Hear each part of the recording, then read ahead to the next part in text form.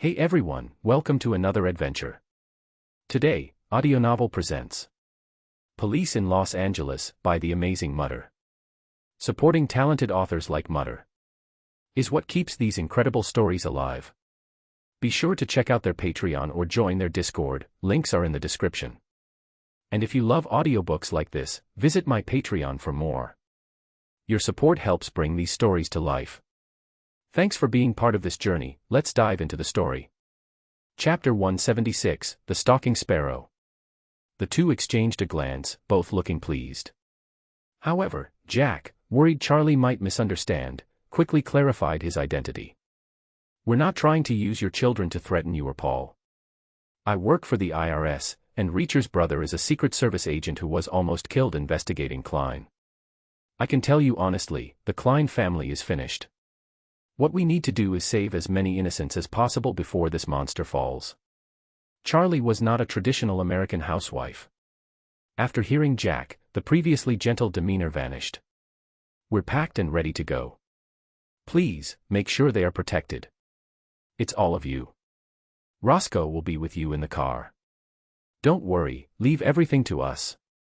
We have people on their way to help, Jack reassured her. As they spoke, the three returned to the living room. Reacher walked over to Roscoe, looked down at her, and said softly, "They won't dare act in town, nor do they know our destination, so they can't intercept us ahead.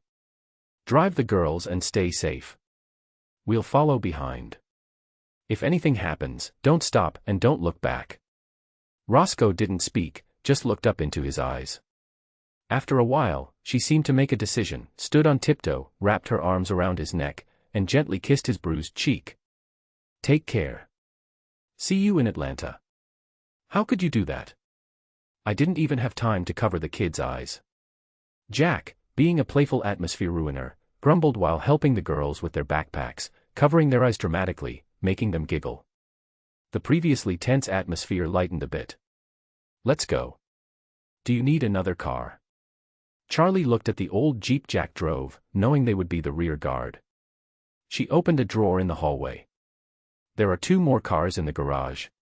You can use both." Jack and Reacher exchanged glances, took the keys, and followed her to the garage. Besides the Jaguar sports car they had seen before at the prison gate, there was also an Aston Martin Vantage. "Paul really likes British cars," Charlie tried to explain, seeing their shocked expressions. "We can see that," Jack and Reacher said in unison, silently cursing the wealthy family. "Let's go." The Bentley led, followed by Reacher in the Jaguar, with Jack bringing up the rear in the Aston Martin. The three connected via Bluetooth for a conference call. "The other side has 3 cars, at least 6 people. When is your backup arriving?" As soon as they left town, Klein's men tailed them, openly sticking close to the 3 luxury cars. Reacher glanced at the rearview mirror, a bit worried. It was already night, and the road was nearly empty. Jack looked at the location Hannah sent him and replied, "Roscoe, how's your driving? Can you hit 100 miles per hour?" "No problem. Since Finley arrived, I've been patrolling the streets, often assisting the highway patrol in chasing late-night speeders." "Great, the girl was a wild one." "Good. Stay safe. We'll block them. In 15 minutes, start moving. Keep at least 2 kilometers between us." As Jack finished, the sound of Reacher chambering his Desert Eagle could be heard over the phone. As time passed, they got farther from Margrave, and the road became more deserted. Eventually, the only vehicles were the 3 speeding British luxury cars and the 3 Mercedes closely tailing them. Jack and Reacher drove side by side, blocking the Mercedes from passing. Seeing the Bentley getting further away, the armed thugs inside the Mercedes lost patience and began accelerating, closing in. One of the braver thugs unbuckled his seatbelt, trying to lean out the window with an UMP submachine gun to shoot at them. After 2 defensive pit maneuvers, Reacher grew impatient. At this speed, shooting back was impossible. Their high-performance luxury cars, designed for speed, were no match for the heavier Mercedes in a collision. "Jack! How much longer?" Reacher's steady voice unusually raised in pitch. Jack ignored him. "Roscoe, see that water tower in the distance?" "Yes, it's a water tower." "Get ready to slow down. There's a small road there. Turn onto it, go under the water tower, turn off your lights, and park. Wait for my call. I'm hanging up now, Reacher, get ready. Jack hung up and speed dialed a pre-saved number. Almost instantly, it was answered. Darling, we're here. There was a moment of silence before Braxton's deep voice replied, I see you, darling. Fuck, why is it you? Jack felt like he'd swallowed a fly. Your darling is up on the water tower. She took my big toy again, Braxton complained. Sorry. Before Jack finished, sparks flew from the right front tire of the Mercedes behind him. The next second, the familiar sound of a sniper rifle pierced the air. Whiz, boom. The leading Mercedes lost control, veering to the right, then flipping, rolling through the air. Sharp-eyed Jack saw in the rearview mirror as the thug who had tried to shoot them was flung out, flying higher than any tank turret he'd seen ejected on a battlefield. The tables had turned. Almost simultaneously, the two luxury cars in front braked hard. Reacher's driving might be slightly inferior to Jack's, but his reaction was just as quick. With screeching tires, the Jaguar and Aston Martin both performed a 180-degree turn, facing the oncoming threat. Bang bang bang. The Desert Eagle and FK 7.5 fired continuously, turning the second Mercedes driver's compartment into a beehive. The car swerved off the road. The third Mercedes driver, skilled and quick-witted, did a successful, albeit clumsy, 180-degree turn to escape. At that moment, an old Crown Victoria with a crash bar flew out from the roadside, crashing into the Mercedes front end. The impact spun the Mercedes another 180 degrees, its hood popping up as the engine smoked. Chapter 177, Arranged by God. Don't move, police, came an old, angry shout. Two figures, one tall and one short, got out of an old Crown Victoria, both holding guns pointed at the armed thugs dazed in the crashed Mercedes. My God. Why are you here? Jack quickly got out of his car and ran forward. He dragged the two men out of the Mercedes like dead dogs, tied them up with plastic zip ties, and remembering a certain incident at the police station, added two more ties for good measure. He then holstered his gun and looked at the two elderly people beside the old Crown Victoria. Rick, Dee Dee, what are you doing here? God arranged it, Detective Hunter grinned. The familiar line almost brought tears to Jack's eyes. This is your backup. Reacher, who had followed closely, was incredulous at the sight of the two white-haired elders. You're the big guy they talked about. You're not that tall, Rick said, straightening his slightly stooped back. In his prime, he was nearly 2 meters tall, and now he still looked a bit taller than Reacher. Perhaps it was the spectacular car crash that brought back his old detective spirit, as Detective Hunter now appeared radiant and energetic, gradually resembling the familiar image Jack had in his memory. All these years and your driving skills haven't declined one bit, Jack said. Next to him, Dee Dee holstered her silver-gray stainless steel Walther PPK/S, resuming her kindly old lady demeanor, and gave Jack a hug. Little Jack, it's good to see you. We came with the Anderson family's kids. Jack's body stiffened. Could Zoe be here too? Just then, Zoe appeared by the roadside, carrying an AR-15, dressed in a form-fitting black outfit, and wearing a black ski mask. Behind her, Braxton was running with a reflective warning sign to alert oncoming cars to the accident. Jack resisted the urge to hug her, awkwardly but politely nodding, Inspector, Zoe, long time no see. As a woman, Zoe's acting was much better than his. She naturally smiled, my parents were worried about you and Hannah, so I came to help. A former inspector, now busy running for city council, dropped everything and rushed from the west coast to the east coast to help. Aside from deep sisterly affection, Jack couldn't think of any other explanation. The hunters didn't notice the awkward atmosphere between the two. In their minds, Jack and Hannah were the perfect couple. The old detective directed everyone to quickly clear the road. Jack and Reacher struggled to remove the corpse from the roadside tree, the unfortunate soul who had been thrown higher than a Leopard 2 turret. Is that your ex-girlfriend? You seemed off just now, Reacher casually probed. No way. She's my former boss and my girlfriend's cousin, Jack responded calmly. It's so dark. How could you see any expression? You'll meet my girlfriend soon. As he spoke, two headlights appeared. The Bentley that had taken the detour earlier returned and stopped by the roadside. The door opened, and Hannah, dressed in the same black outfit and carrying Braxton's Barrett M82A1M, jumped out. Ignoring the gruesome corpses, she leapt into Jack's arms, wrapping her long legs tightly around his waist and kissing him passionately. "Thanks to Joey Reacher, who you saved. He said he investigated my parents' deaths and found the killer of that EPA investigator. His nickname is the Viking." Jack, sensing a burning gaze behind him, lightly patted Hannah's back, signaling her to get down. "You should thank the Wolf brothers. They risked their lives to save Joey Reacher." Jack suddenly had a sense of déjà vu. The Wolf brothers and the Reacher brothers seemed to share a similar backstory. Both sets joined the military young, shared deep bonds, and often lost contact. Maybe the scriptwriters were being lazy. "You must be Jack Reacher. I've heard about you." Zoe withdrew her gaze and extended her hand to Reacher beside her. "I'm Zoe Anderson. I used to work at SIS. Your 110th MP Special Investigations Unit is famous. Solved over 150 cases in less than 5 years, with all prosecutions successful and over 20 fugitives captured. You're the Anderson.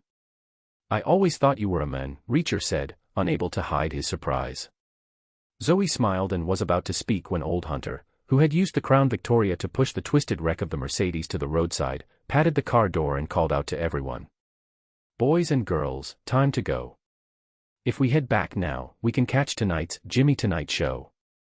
Dee Dee never misses an episode." Hannah and Zoe naturally got into Jack's Aston Martin, which followed at the rear. Reacher's Jaguar led the way, with 2 bound captives in the back seat. Won't it be a problem leaving the bodies and wreckage by the roadside? Seeing the 2 sisters in matching black outfits in his back seat made Jack itch. With cat ear headbands and eye masks, they could rival Anne Hathaway's Catwoman, but with double the impact. And with each carrying a big gun, it was a quadruple impact, almost lethal. Hannah, pouting in mock displeasure, snorted, "The Atlanta FBI office and Georgia State Patrol will arrive in 10 minutes to handle it." Jack, initially making small talk, started to worry. He remembered that the local FBI office had a mole, one of Fenley's old friends, the Viking's partner Hannah mentioned. But then he thought, since the plan was to flush out the snake, having the mole alert the enemy might be good. They could use it to trap him. Out of things to say, Jack awkwardly laughed, sharing a few funny stories from the past few days, mostly involving Fenley and Reacher's mishaps. But there was no reaction from the back seat. Jack felt colder inside, fearing tonight's ordeal wouldn't end well. The rest of the trip was quiet. After passing a convoy of police cars, they hardly saw any other vehicles. An hour later, the convoy of 3 luxury cars and an old Crown Victoria arrived at Grady Memorial Hospital. Chapter 178, The Truth. Joey Reacher recovered quickly and had been moved from the ICU to a regular double room. Naturally, his roommate was Chris, who had been shot in the leg. However, in Jack's view, the 2 received quite different treatments. Dana, who he hadn't seen in a while, was feeding Chris fruit by his bedside, while Joey looked quite pitiful alone. The Hunters didn't enter the hospital. The 2 elders took the Hubble kids to a nearby hotel to rest, while Charlie followed the group into the hospital room. Dana looked much more confident than before, dressed in a black professional outfit. Jack keenly observed that she even carried a gun. Dana is now an IRS analyst. Until Ray King arrives, she's the acting representative, Hannah whispered after greeting everyone. Jack was somewhat stunned. Had the IRS started hiring without training? Joe. The Reacher brothers reunited after a long separation. Seeing his brother lying on the bed with an oxygen mask, Jack Reacher's tough exterior melted, and his eyes reddened instantly. "Hey, brother," Joey weakly greeted. "I never thought I'd see you here.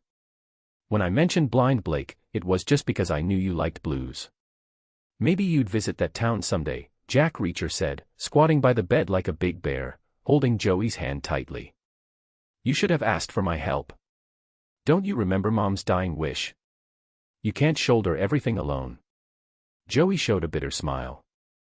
"Now that I'm lying here, I can't do anything. The rest is up to you. Take down the Kleiner family for me." Their conversation quickly turned to business after a brief catch-up. Jack introduced himself simply. Joey had been in a coma, so this was their first official meeting. "Those two ladies filled me in on your purpose while they were taking care of me," Joey said, his eyes sweeping over Hannah and Zoe. "I asked them to contact my colleague in the Secret Service, Molly Beth Gordon. She's bringing the information to Atlanta. Frankly, a congressman once supported the Kleiner family. They've infiltrated various law enforcement agencies," Jack admitted. It was no secret that someone aware of Joey's identity had tipped off the Kleiners. Joey smiled. "I know, but Molly is trustworthy. We're very close." Another office romance? Joey laid out his findings, finally giving everyone a clear picture of the Kleiner family. Joey was the director of the Secret Service's Investigation Office, mainly responsible for combating counterfeit antiques and currency. Over 3 years, through administrative orders and related procedures, he completely blocked the production of counterfeit money in the USA. Though he didn't elaborate, Jack could guess it involved controlling the sale of acid-free paper, tracking the entire process from production to purchase. Joey then turned to international counterfeit money. Unlike in the USA where $100 bills are rare, 80% of international counterfeit money is in $100 bills, circulating through underground trades like drugs, weapons, and human trafficking. Through my research with 2 Columbia University economics professors, we found that in the past decade, nearly 10 billion counterfeit dollars flowed out of Venezuela globally. Even after I blocked the raw material paper, it didn't decrease. So, I did something. Joey lightly coughed, and Jack Reacher quickly fetched a cup and moistened his brother's lips with a cotton swab. "Never thought you'd be taking care of me, little brother," Joey said with a bitter smile, then continued. "I convinced my superiors to allocate extra funds to the Coast Guard. They maintained strict patrols along the southeastern coast for 6 months. As a result, Venezuela's counterfeit money shipments almost stopped. After that, a group of South American mercenaries started frequenting the country. Following the trail led me to Margrave." Jack nodded repeatedly. This was a smart use of resources. If the Kleiner family hadn't played dirty by flipping the table, Joey might have single-handedly dismantled the entire operation. "So, you suspect the source of the counterfeit money is in Margrave, Georgia?" Joey nodded. "Yes, and I found out how they do it. They collect large amounts of small bills, use a special technique to wash off the ink, and reprint them as old $100 bills from before the 1990s, bypassing modern security features. Unfortunately, the truck driver willing to testify and transport the counterfeit money to Florida was shot dead when we met. Even though I hindered their retail acquisition of small bills, they somehow found a new channel recently." Jack called Charlie Hubble forward. "I think she can explain the new channels." Understanding the situation after the chase and listening to the conversation, Charlie no longer hid anything. She revealed that Paul was coerced into collaborating with the Kleiner family, collecting small bills through banking channels. When you see a man nailed to the wall and castrated in front of you, you do what they say. Paul was forced. The Kleiners ruined our family. Charlie finished, tears streaming down her face. Everything connected now, and both Jacks exchanged a knowing look, each forming a plan. Hannah still had questions and asked, "How is all this related to my parents and the EPA investigators' deaths?" Seeing Joey exhausted from talking, Jack Reacher answered for his brother. "Sewage. Washing the ink off produces a lot of industrial sewage." Jack nodded. "Yes, the Kleiner family originally printed counterfeit money in Texas. The sewage polluted the river near your home. They murdered the investigator and your parents and moved the factory to Margrave." Hannah clenched her teeth, shaking with anger. Zoe gently hugged her, whispering comforting words, then asked, "Why isn't there a sewage problem here? I checked the map, there's no river or lake nearby." "Wrenches. They treat the sewage," Roscoe, who had been listening, suddenly realized. Chapter 179, Arrangements in Place. Roscoe quickly spoke. "My adoptive father, Gray Conklin, was the former police chief of Margrave. He must have noticed something was wrong and investigated privately. I remember him mentioning that the Kleiner family's ranch consumed water and livestock feed sufficient for tens of thousands of animals, but they only had fewer than 200 cows." Her face darkened. "I didn't pay attention to his words back then. If only I had." Jack Reacher comforted her. "Gray obviously realized the danger and protected you well. You shouldn't blame yourself. Livestock feed. A light bulb went off in Jack's mind, and he quickly Googled something on his phone. Some livestock feed contains large amounts of diatomaceous earth to aid digestion, but diatomaceous earth is also an absorbent coagulating agent. Both Jack spoke simultaneously. They used livestock feed to filter waste from the sewage, then buried it underground on the ranch. All right, the clues are clear. Now let's start assigning tasks. Jack clapped his hands to get everyone's attention and began distributing roles. First, we need to ensure the safety of Joey's colleague. Given Joey's incident, we can't be sure there aren't issues within the Secret Service. I suggest we have her change her flight to Florida immediately, and we send 2 people to meet her. He glanced at the couple nearby. Chris, can you move? In the original storyline, Joey's colleague's death seemed scripted, an unalert Secret Service agent, even if administrative, getting tailed and assassinated so easily was implausible. Chris had only been shot in the leg. He could manage with Dana's help, even in a wheelchair if necessary. Jack had no choice. Trusted manpower was scarce. No problem, leave it to me and Dana. Ray King will arrive with a team tomorrow, just in time for the handover. Chris eagerly nodded, annoyed that Braxton was still hanging around. Even a simple task like this was a rare opportunity for alone time with Dana. Roscoe and Big Jack, head back to the Margrave barbershop tomorrow and retrieve the files Gray left. Then, meet up with Dana and Chris to organize and analyze the data. Both nodded in agreement. Zoe, use your contacts to check on the Viking. We need to know how many helpers Kleiner has outside. Also, work with Charlie to locate Paul Hubble. He's the only one who's been inside the Kleiner estate. We'll need him for the final operation.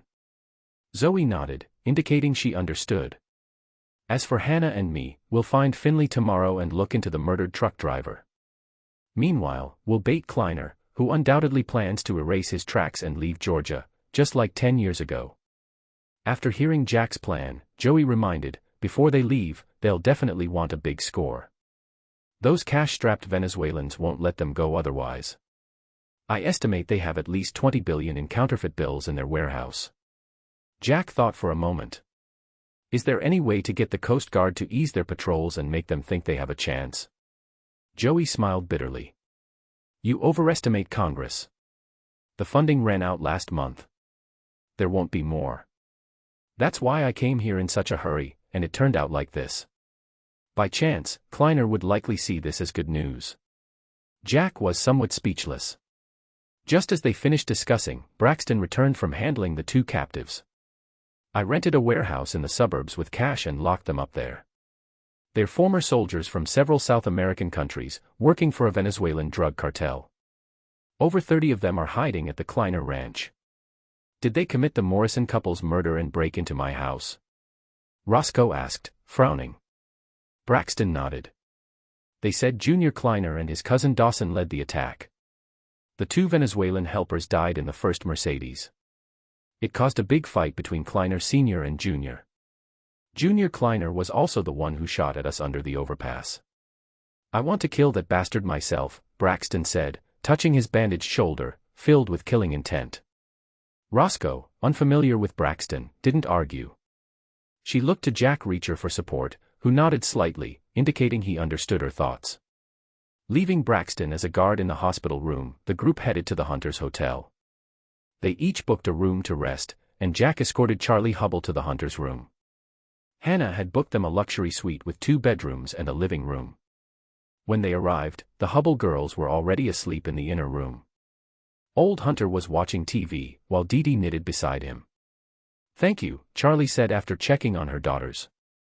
Dee Dee set aside her half-knitted sweater and Walther PPK/S, stood up, and hugged Charlie with a kind smile.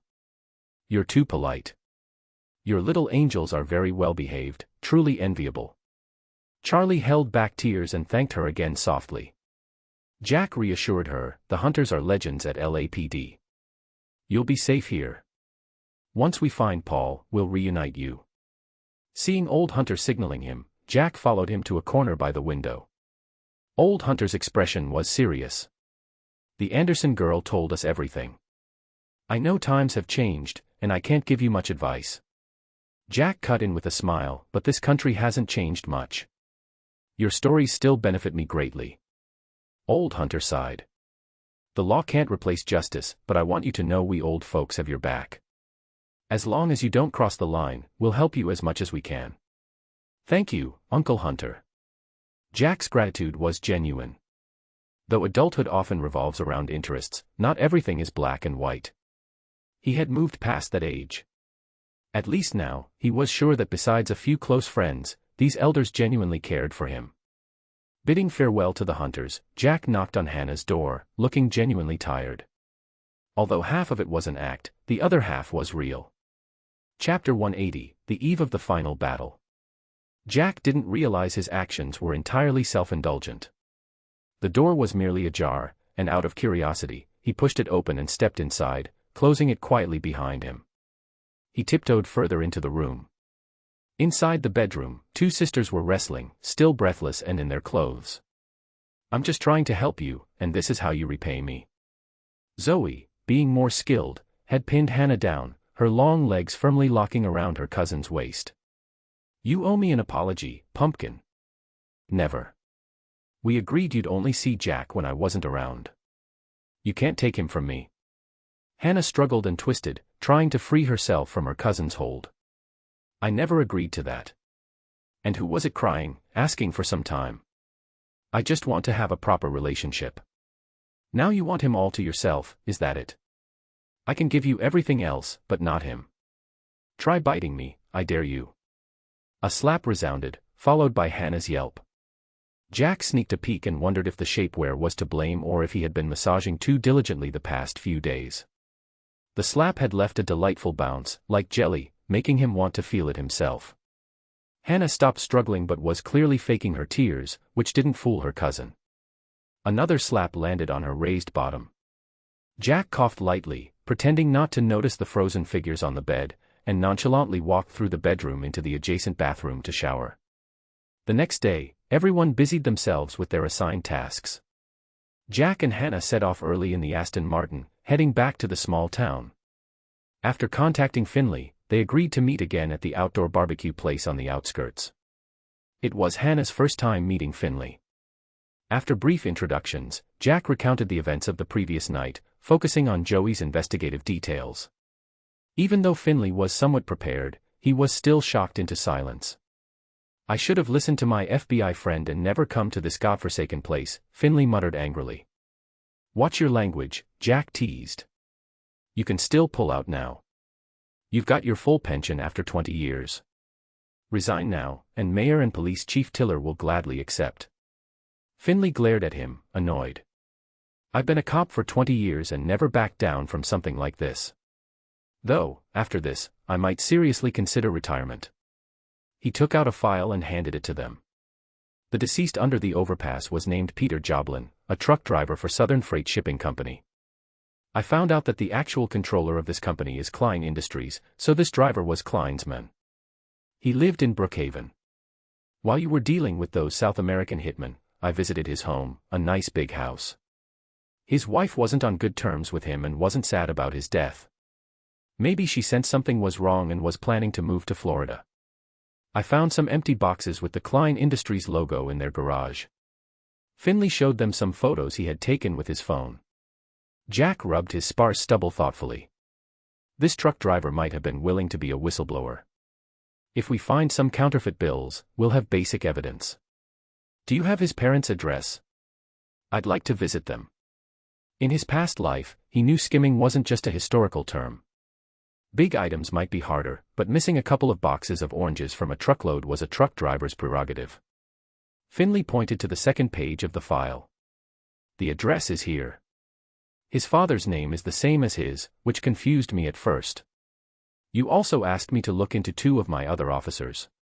Baker is highly suspicious. I heard he secretly bought a house in Atlanta and has a new young girlfriend. But Stevenson seems clean. His wife is pregnant. I overheard him discussing bringing his in-laws over to help with the baby to save money. Jack's brain started working fast. In the original story, Little Klein wanted to learn about Reacher's investigation from Stevenson and brutally killed this innocent couple, causing 3 deaths and outrage. He had told the others last night about setting another bait, hoping to use this situation to lure little Klein out. After mentally reviewing his plan and finding no flaws, he spoke slowly. I remember Stevenson once asked Roscoe for help visiting the Hubble family. If he knew the Hubble family had disappeared, wouldn't he be more concerned and inquire about them? Finley nodded. He doesn't know me well, but he did ask about them this morning. I didn't say anything. Can you make a point of visiting Stevenson in front of Baker, hinting that you have information on Paul Hubble's whereabouts? Finley frowned, thinking for a moment. That shouldn't be too hard, but you. He suddenly widened his eyes at Jack. If he's clean, we shouldn't involve him. He's just a regular guy. Yesterday was about setting the bait, tonight is the real fishing. Paul is very important to the Klein family. He holds many channels for acquiring small bills and has direct contact with their core. Jack explained. Everyone knows Stevenson is related to the Hubble family. Now that they're missing, and he's asking around, do you think the Klein family will let him go? You said it yourself, his wife is pregnant. Finley was finally convinced and agreed to try. He left for the police station, looking quite unsettled. Jack knew he needed time to process all the troubling news. Leaving the barbecue place, Jack and Hannah visited Peter Joblin's parents. Hannah's FBI credentials won over the still grieving parents, and they found a box full of $100 counterfeit bills in the garage. With the box of counterfeit bills, they returned to Atlanta. Around the same time, Chris, who went to pick up someone, and Reacher, who went to the barbershop for information, also returned to the hotel in the afternoon. Chapter 181, Revenge. Compared to Joey's thick stack of printed materials brought by the beautiful Secret Service officer, Molly Beth Gordon, Reacher, and Roscoe returned from the barbershop with a large wooden crate. Using the key found in the gun case, they opened the crate. Dana and Chris took the lead in organizing the materials. Why Dana and Chris? Because most of the contents were copies of the Kleiner Foundation's tax documents, detailing nearly every transaction. The foundation channels large amounts of money into Kleiner Industries and other businesses and community groups in Margrave town. They're essentially buying everything around here, including people's loyalty, with counterfeit bills. Chris reached this conclusion in less than an hour. Ray King, the head who arrived in Atlanta this morning, removed his reading glasses and rubbed his temples. This means that even if we have enough evidence, this will be a prolonged legal battle. Almost no one in this town will support us. Instead, they'll see us as the destroyers of their happy lives. Jack interjected, and Kleiner only needs to smuggle the remaining counterfeit bills out of the country and then burn down the factory. They can easily restart their operations in another rundown town with good transportation links. Jack had always planned to flip the table and let the authorities clean up. The FBI's operation against the cannibals in New Mexico had opened his eyes to a new world of possibilities. Seeing Jack's eager eyes, Ray King knew what he was thinking. I need a valid reason. Otherwise, I can't back your covert raid. Jack snapped his fingers and took a document Zoe handed him. This is an investigation report. Detective Finley mentioned that an FBI friend once warned him not to come to Margrave town. This made me curious, so I asked Zoe to use her connections to investigate. Shortly after Hannah's parents' tragic deaths, an EPA investigator died unexpectedly. An FBI agent named Picard was assigned to the case, which was quickly closed as a botched burglary. Hannah continued, according to Joey's investigation, the culprit was a local professional killer known as the Viking. Coincidentally, we just learned from Detective Finley that his FBI friend's name is Picard. 10 years ago, he was stationed at the Austin FBI office and now works at the Atlanta office.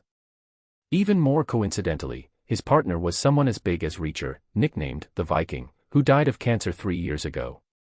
Is the FBI's salary too low? Why are they either moonlighting as professional killers or colluding with counterfeit groups? How about you and Jack join the IRS as investigators? Ray King joked half seriously. Hannah glanced at Jack. She didn't lack money, and she joined the FBI mainly to avenge her parents. Now, seeing her vengeance within reach, the FBI didn't hold much appeal for her anymore. If Jack was willing, it wouldn't matter much whether she stayed with the FBI or joined the IRS. Jack, however, was uninterested. Working at the IRS investigating taxes paled in comparison to gaining experience solving cases at the BAU. Jack knocked on the table, signaling everyone to focus. These documents are enough for the IRS to bypass the local FBI office. However, if we go through official channels to mobilize other FBI offices, we might run out of time. The IRS didn't have its own armed force as exaggerated in some online stories. Investigators carried a handgun at most, and when force was needed, they usually requested FBI assistance. On the other hand, FBI offices in each state typically had their own SWAT teams. The IRS's true power lay in its independent tax courts and prisons. Ray King, a seasoned veteran, knew Jack's plan was to create a pretext to take his team for personal revenge. After a moment's thought, he raised a small objection. "But what's your reason for raiding the Kleiner family? I can bypass the local FBI office and talk directly to their superiors. In 2 days, we could have a SWAT team in Atlanta. These documents are enough to get a search warrant for raiding Kleiner Industries. I can't authorize a local police detective, a vacationing LAPD officer, an undercover FBI agent, and several civilians to storm the place." Jack was prepared. Kidnapping. We need to rescue hostages. Ray King was stunned. Who did the Kleiner family kidnap? Paul Hubbell's wife and daughters. Charlie Hubbell hid with her 2 daughters at her cousin Stevenson's house. To force Paul out, several South American hitmen broke into Stevenson's house tonight and kidnapped them in front of Detective Finley. To rescue the hostages, Detective Finley led elite local police officers and a few good citizens to follow the kidnappers to Kleiner Industries factory, where they found a large amount of counterfeit bills and the equipment to make them. Jack paused, realizing he had a knack for writing scripts. Ray King nearly laughed. So who are the mother and daughter next door being protected by the old detectives? Jack looked around innocently. Do any of you know the elderly couple next door traveling with their granddaughter? Everyone shook their heads. Those with thinner skin, like Dana, looked up at the ceiling to avoid laughing. Ray King rolled his eyes, struggling to suppress his urge to curse. If you can guarantee the main culprits won't make it to trial, I can turn a blind eye. The FBI will want a quick resolution due to the mole problem. As for the Secret Service, everyone shared a knowing smile. To avoid suspicion, Ray King left the room to join the elderly couple next door. Jack began assigning tasks. If nothing goes wrong with Finley, we'll act tonight. To avoid detection, we'll infiltrate before dark. Everyone will split into 3 groups, one to stake out Stevenson's house, another to monitor Kleiner Industries factory at the ranch, and the last to ensure the safety of the Hubbell family. After it's all over, we'll need them at the scene. Jack paused and looked at Reacher. Can you find Paul Hubbell? We need him to provide the factory layout. We might not have time to extract this information otherwise. Reacher glanced at the time and confidently nodded. I'll bring him back before dark. Tracking fugitives is my specialty. Just then, Jack's phone rang. It was a message from Justin, whom Jack had asked to investigate 2 things, Paul Hubbell's whereabouts and information on Roscoe's adoptive father Gray's death. Paul was hiding well, not using credit cards or driving himself. Justin sent some background information for reference.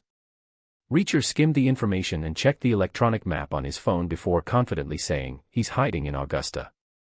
Everyone looked skeptical. Was he that sure? Paul isn't a bad guy. In his mind, he's just hiding out and won't go far from his family. If Kleiner threatens his family, he needs to be close enough to appear quickly.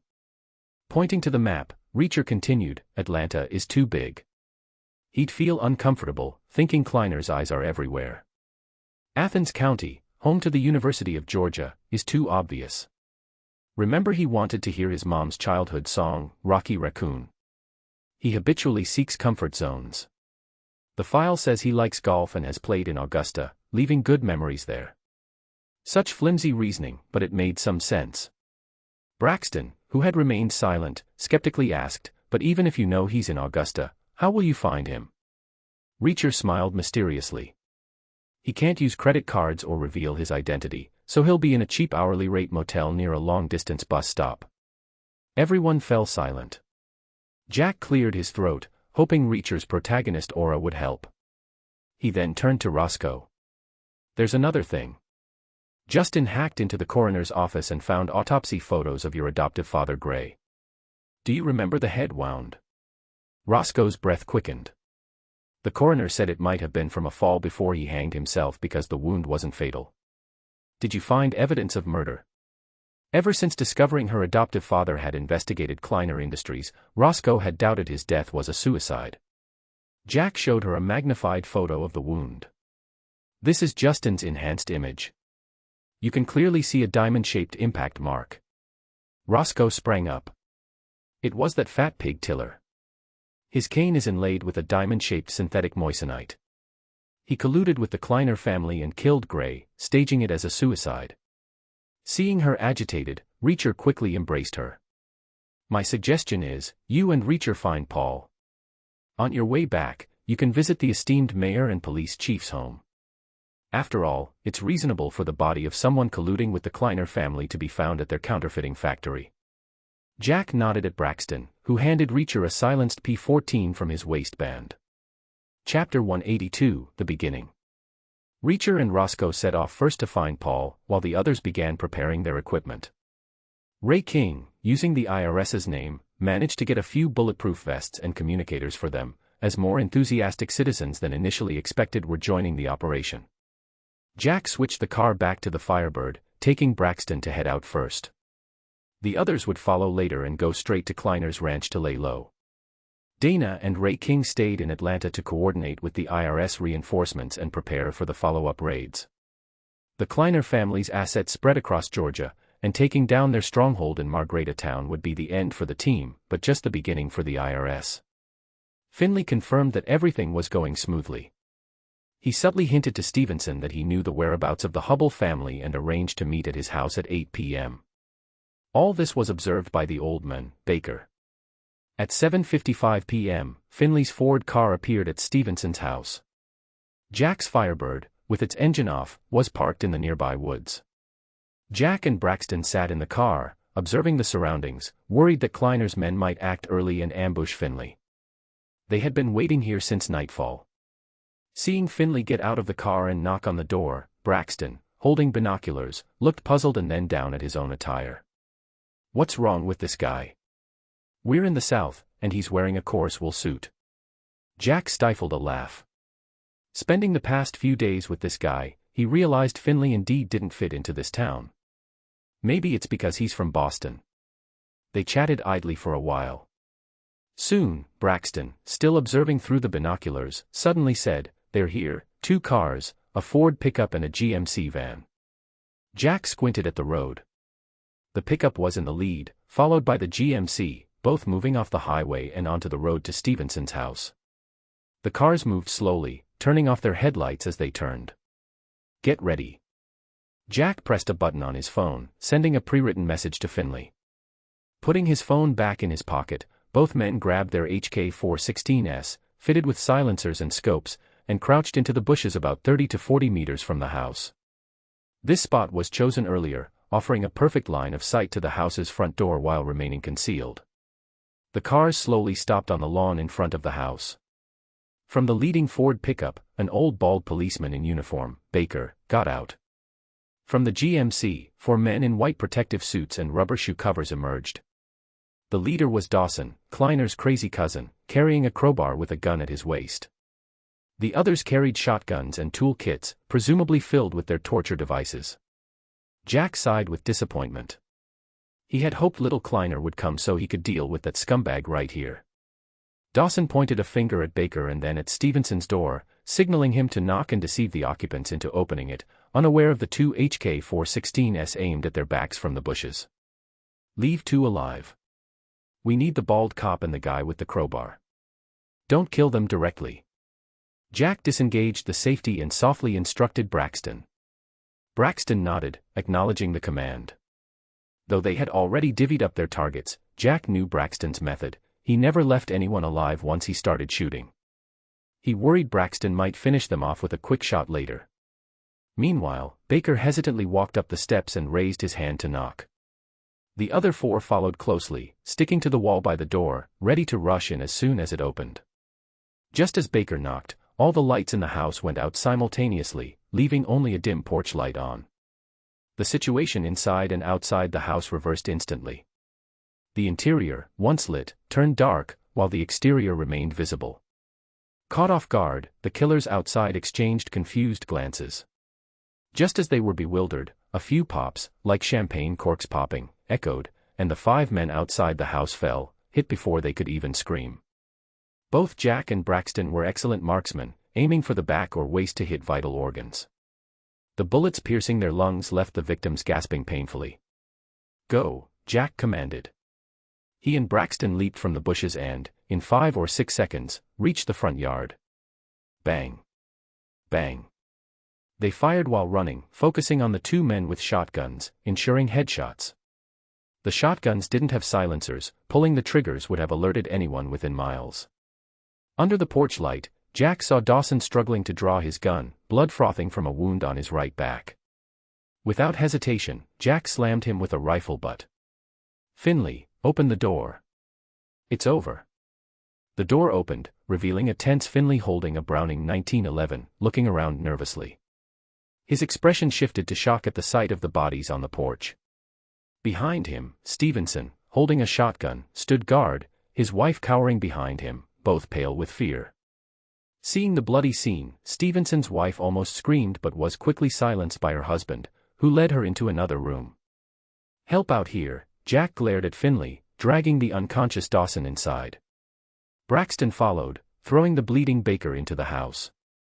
"First stop the bleeding, then inject this." Jack handed Finley 2 syringes of adrenaline he had swiped from the hospital. "I'll help too." After guiding his wife to the back room, Stevenson returned, still pale but maintaining composure. He was, after all, a policeman and not entirely shocked by the sight. Leaving the half-dead men to Finley and Stevenson, Jack and Braxton went outside to load the 3 corpses into Baker's pickup, covering them with a tarp from the truck. Returning inside and closing the door, they saw Baker clutching Stevenson's hand, begging for help. "Help me, I don't want to die. Our families have known each other since you were a kid delivering newspapers. My aunt taught your wife in high school. And you brought Kleiner's killers to this family. Do you know his wife is pregnant?" Jack mocked, glancing at a bewildered Stevenson. Chapter 183, Gathering. "It was them who forced me, save me." Under the influence of adrenaline, the 2 seriously injured men couldn't even faint. Jack ignored Baker, leaving the old man alive as evidence for Stevenson and Finley. Only by seeing and hearing all this with their own eyes and ears could they firmly take a stand. This proved effective as Stevenson's earlier hint of reluctance had turned into burning anger. Jack grabbed Dawson, dragging him to the kitchen table. He picked up a kitchen knife and stuck it by Dawson's ear. "I promise you, as long as you answer honestly, you'll be sent to the hospital. Otherwise, I'll cut off your balls and make you swallow them, just like you did to others." Dawson shuddered. Initially thinking he was doomed, his eyes now showed a desperate desire to live. "Swear to God you'll spare me." Jack, growing impatient, grabbed the kitchen knife and cut Dawson's belt. "I swear to God, if you tell me everything you know, I promise you'll be taken to the hospital." "Why didn't little Kleiner show up today?" The interrogation didn't take long. The reason for little Kleiner's absence was that the counterfeit money shipment was scheduled for tonight, precisely at 3 in the morning. The Kleiners were indeed planning to flee. The Venezuelan mercenaries were not only there to help but also to expedite the goods. Due to the Coast Guard's 6-month blockade, the Kleiner family's counterfeit money couldn't be shipped in bulk, and the South American buyers had lost patience. Now that the blockade was over, if they couldn't ship enough goods quickly, the next ones nailed to the wall would be the Kleiners. They had accumulated counterfeit money worth nearly 50 billion, weighing over 50 tons with packaging, and planned to transport it in 3 trucks to the port in one go. To prevent accidents, little Kleiner even hired an FBI agent to escort them. Once the counterfeit money was shipped, they planned to burn down the entire ranch to destroy all evidence. Knowing that Finley was unaware his old FBI friend was a traitor, Jack forced Dawson to reveal the FBI agent's name. "Picard, that's all I know." "Fuck, I thought he was my friend," Finley cursed again. Jack smiled, "At least he advised you not to come to this town, didn't he?" Jack then pulled out his silenced FK-7.5 and shot Dawson in the head. In the living room, Braxton also shot and killed the dying Baker. "Holy shit, didn't you swear to God?" Finley was startled. "Your swearing is getting worse," Jack glanced at him. I swore to send him to the hospital, didn't promise to send him alive. I'll sign him up for organ donation later. Turning to Stevenson with a complicated expression, Jack said, "Sorry for messing up your kitchen, but I guess you won't be staying here long. Once this is over, leave this damn place early." Stevenson nodded numbly. "We're planning to move to Tupelo to live with my parents. The education there is better." As they moved the bodies, Jack took out his phone and called Rachel. Before he could speak, he heard good news. "You really found Paul? That's great. Just letting you know, don't go to the mayor's house. He's with the Kleiners. They're making a big deal today." Jack hung up and called Ray King, informing him of the change in plans. The raid was now unavoidable, or all evidence would be destroyed in a fire by morning. "Will you come with us?" Jack asked Stevenson, who was holding his wife. The young town cop gritted his teeth, glanced at his wife, and tightened his grip on his shotgun. "I'll go with you. I want to kill those bastards." Jack quickly reassured him, "No need to risk your life. Just come along with your wife and act as hostages." Stevenson hesitated, but his wife, clutching his arm, agreed immediately. "Charlie is my cousin. It's great she's okay. I've been calling her and Paul these past few days. You saved us, we can't do nothing." Jack found the quick shift in her emotions puzzling, but it saved some effort. After reallocating the vehicles, Jack continued driving his Firebird with Finley as a passenger, Stevenson and his wife in the GMC the killers had brought, and Braxton in the truck loaded with bodies. The three vehicles headed towards the Kleiner family ranch. Zoe and Hannah were hidden behind a small hill, about a kilometer from the ranch buildings, but climbing to the top reduced the distance to around 300 meters, within Hannah's confident range for using the Barrett M82A1M at night. To avoid exposure, Zoe and Hannah waited by the roadside on the other side of the hill after scouting the area. Both girls still wore their tight black outfits from the previous night but added bulletproof vests. Jack greeted them after getting out of the car and was surprised to see Chris in a wheelchair, pushed by Dana. The hospital has his subordinate and girlfriend protecting it. Ray King's men are also there. "I can't take a bullet for nothing, I have to pay it back." Chris's knees were propped up with a silenced and scoped 417 Hong Kong dollar sniper rifle, which, with a 20-inch barrel, was accurate enough for the job. "Whatever makes you happy." Jack had no words. The hill wasn't high, and with Braxton's help, it wouldn't be too hard to get Chris up. "Really, I don't need to go up. I've been in good shape lately."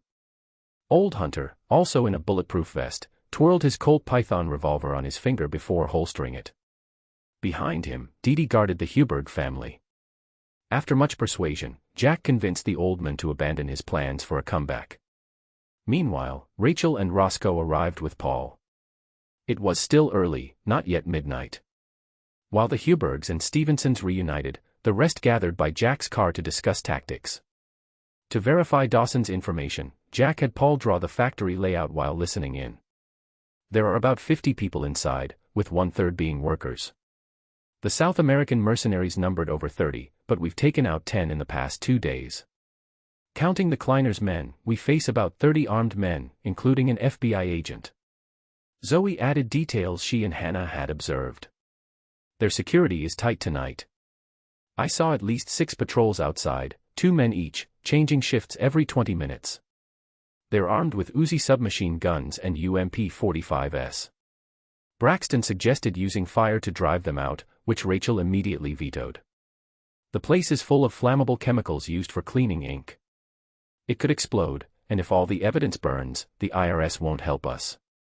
We need to engage from a distance without fire, but we don't have enough smoke grenades for such a large building. Jack was stumped. The ranch was large and isolated, so noise wasn't a concern, but they couldn't delay, especially with an FBI agent inside. Who knew what might happen by morning? Chapter 184, The Battle Begins. In the end, it was Hannah, familiar with the ranch, who proposed a feasible plan. We can use the livestock feed, ignite it, and then douse it with water to create smoke. There must be fans in the ranch. We just need to blow the smoke from one end of the factory into the other. Everyone agreed that it was a good idea. After all, this wasn't a Hollywood movie. No one wanted to engage in a close-quarters firefight with high rate-of-fire submachine guns in a cramped space filled with stuff. Moreover, most of the workers were locals. Although they were not innocent, they didn't deserve to die. They weren't there for a massacre. Ray King just didn't want the main culprits to make it to court. Baker's pickup has a police loudspeaker. Stevenson and I can help call out to them. Most of the workers should recognize us. Roscoe and Stevenson, both locals, volunteered. As kids who grew up in this town, they knew the Kleiner Foundation was doomed, and the small town of Margrave would fall into decline again. Behind every worker, there was a family that needed support. If all these people died, it would affect dozens of families, adding more misery to the already struggling town. Jack's gaze fell on the Barrett M82A1M that Hannah carried. The heavy silencer-equipped rifle looked formidable, but relying solely on it for intimidation wouldn't be enough. They needed a massive display to break the enemy's psychological defenses. Can we get explosives? Jack scratched his head, not holding out much hope. The feeling of plans constantly changing was frustrating. As a mere small-town cop, Jack felt out of his depth. The last case with the cannibal just required him to follow the seals. This time, almost everything depended on his knowledge of the plot, which was exhausting. C4 OK. Finley provided an unexpected answer. Stevenson suddenly remembered something. A few months ago, we arrested a guy from Florida. We found 20 pounds of C4 and some detonators in his car. They're stored in the armory. The others were puzzled. There are terrorists here? Roscoe gave a complicated look. Not terrorists, just a pig-hunting influencer. He wanted to film something viral. He planned to lure a herd of wild boars to an open area with food and then film the explosion. Florida sure knows how to live on the edge. Kind of makes you want to see it, right? We still have time. Go get the explosives and bring the police cars. Here's the plan. Jack's new plan received unanimous approval. While the three went to fetch the explosives, the rest of the team climbed the hill again to scout the terrain. Considering Little Kleiner likely had a VSS sniper rifle, which, despite its limited range, could still threaten their snipers, they needed spotters. Due to the shortage of personnel, Old Hunter got his wish to join the action. He was assigned to be Hannah's spotter, while Dana would spot for Chris. After marking their positions and assigning tasks, Hannah and Old Hunter moved to another hill. The two sniper teams needed to be about 120 degrees apart to cover most of the area. Finley and the others soon returned. The C4 was divided into 3 parts, all handed to Rachel for the demolition targets. As the operation began, everyone put on their earpieces, checked their equipment, and moved to their hiding spots, waiting for the right moment. Around 1 a.m., the factory area of the ranch became lively. High-powered lights were turned on, and 3 container trucks were parked in the loading area. Several drivers were called inside to rest. Soon after, the patrols began changing shifts, which meant the most armed personnel would be outside the factory.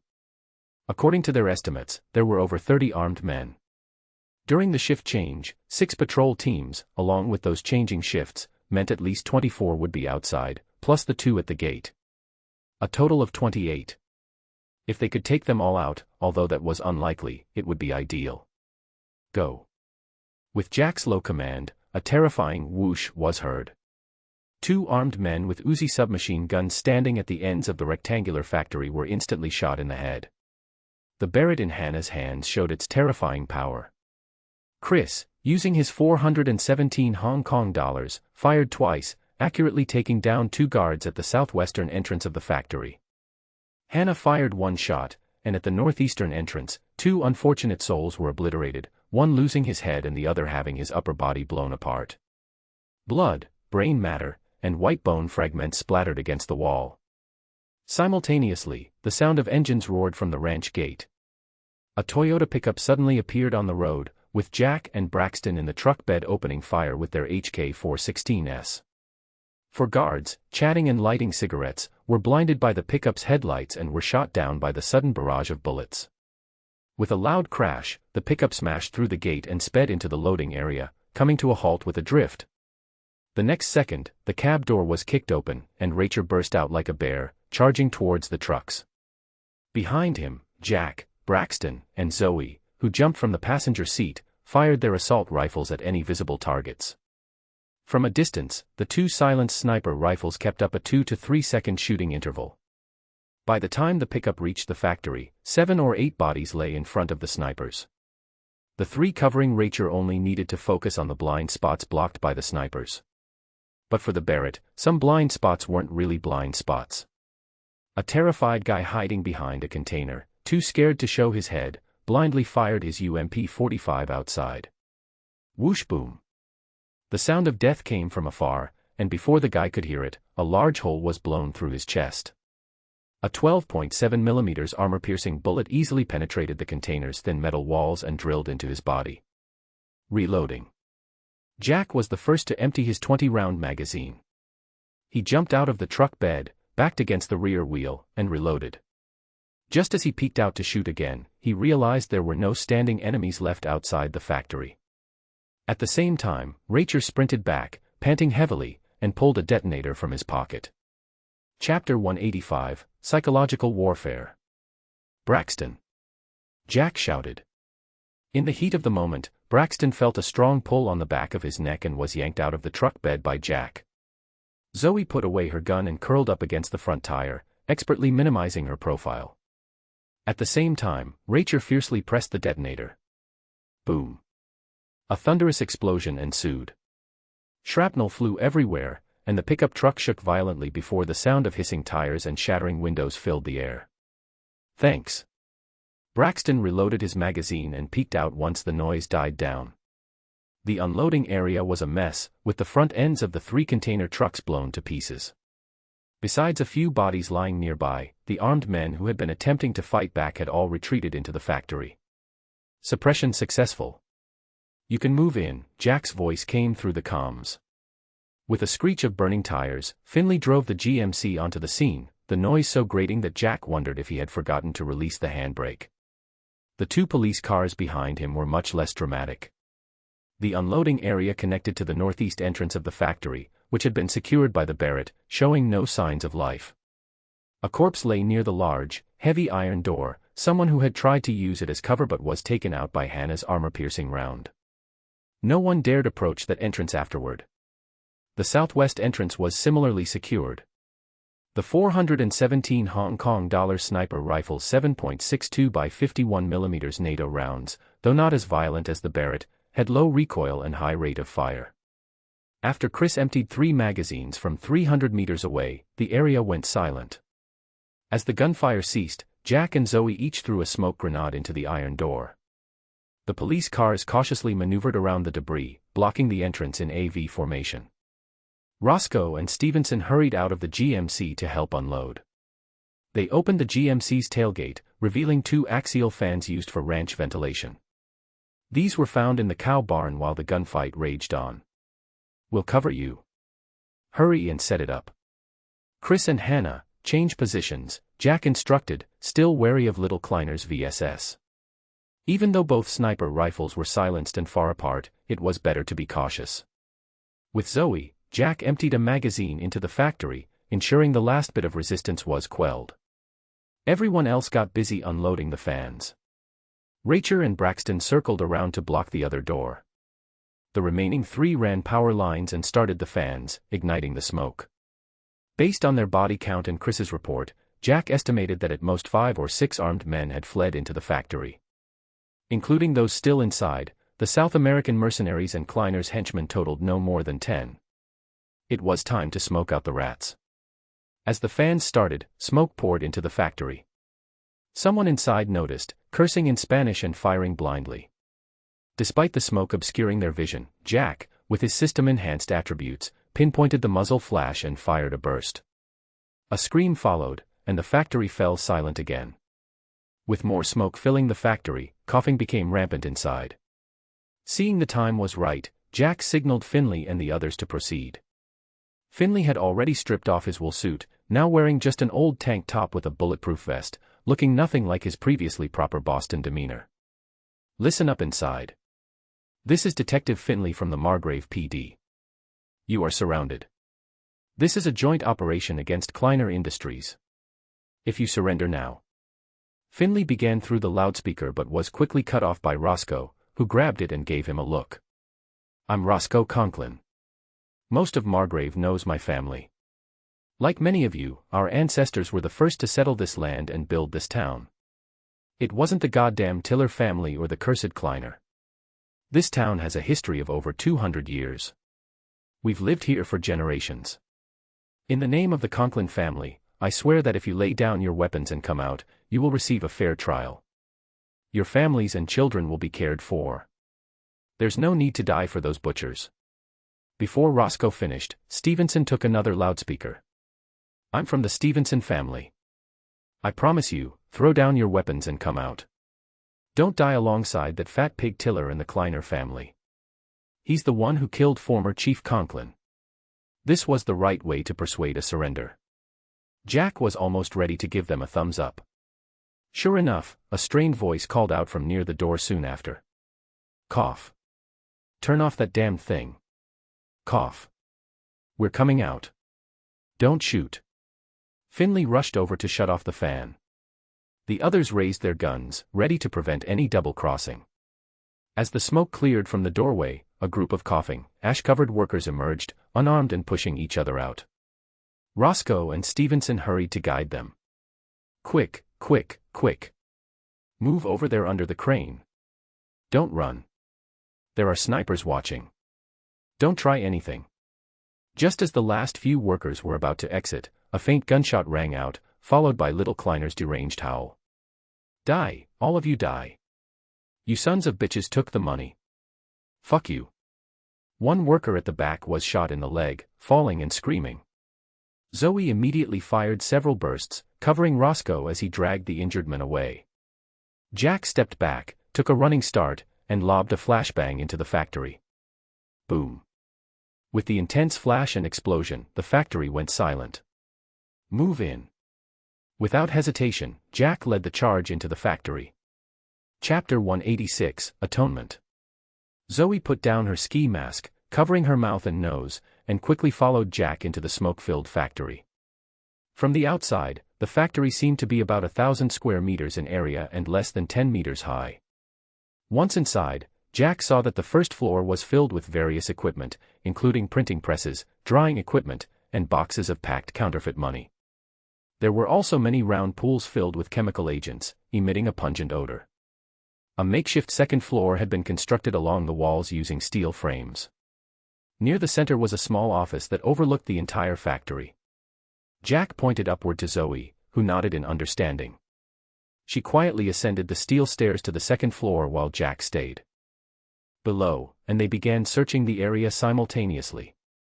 The factory was noisy with shouting, coughing, and even crying, but the hysterical wailing of young Kleiner was no longer heard, indicating that Jack's stun grenade had been quite effective.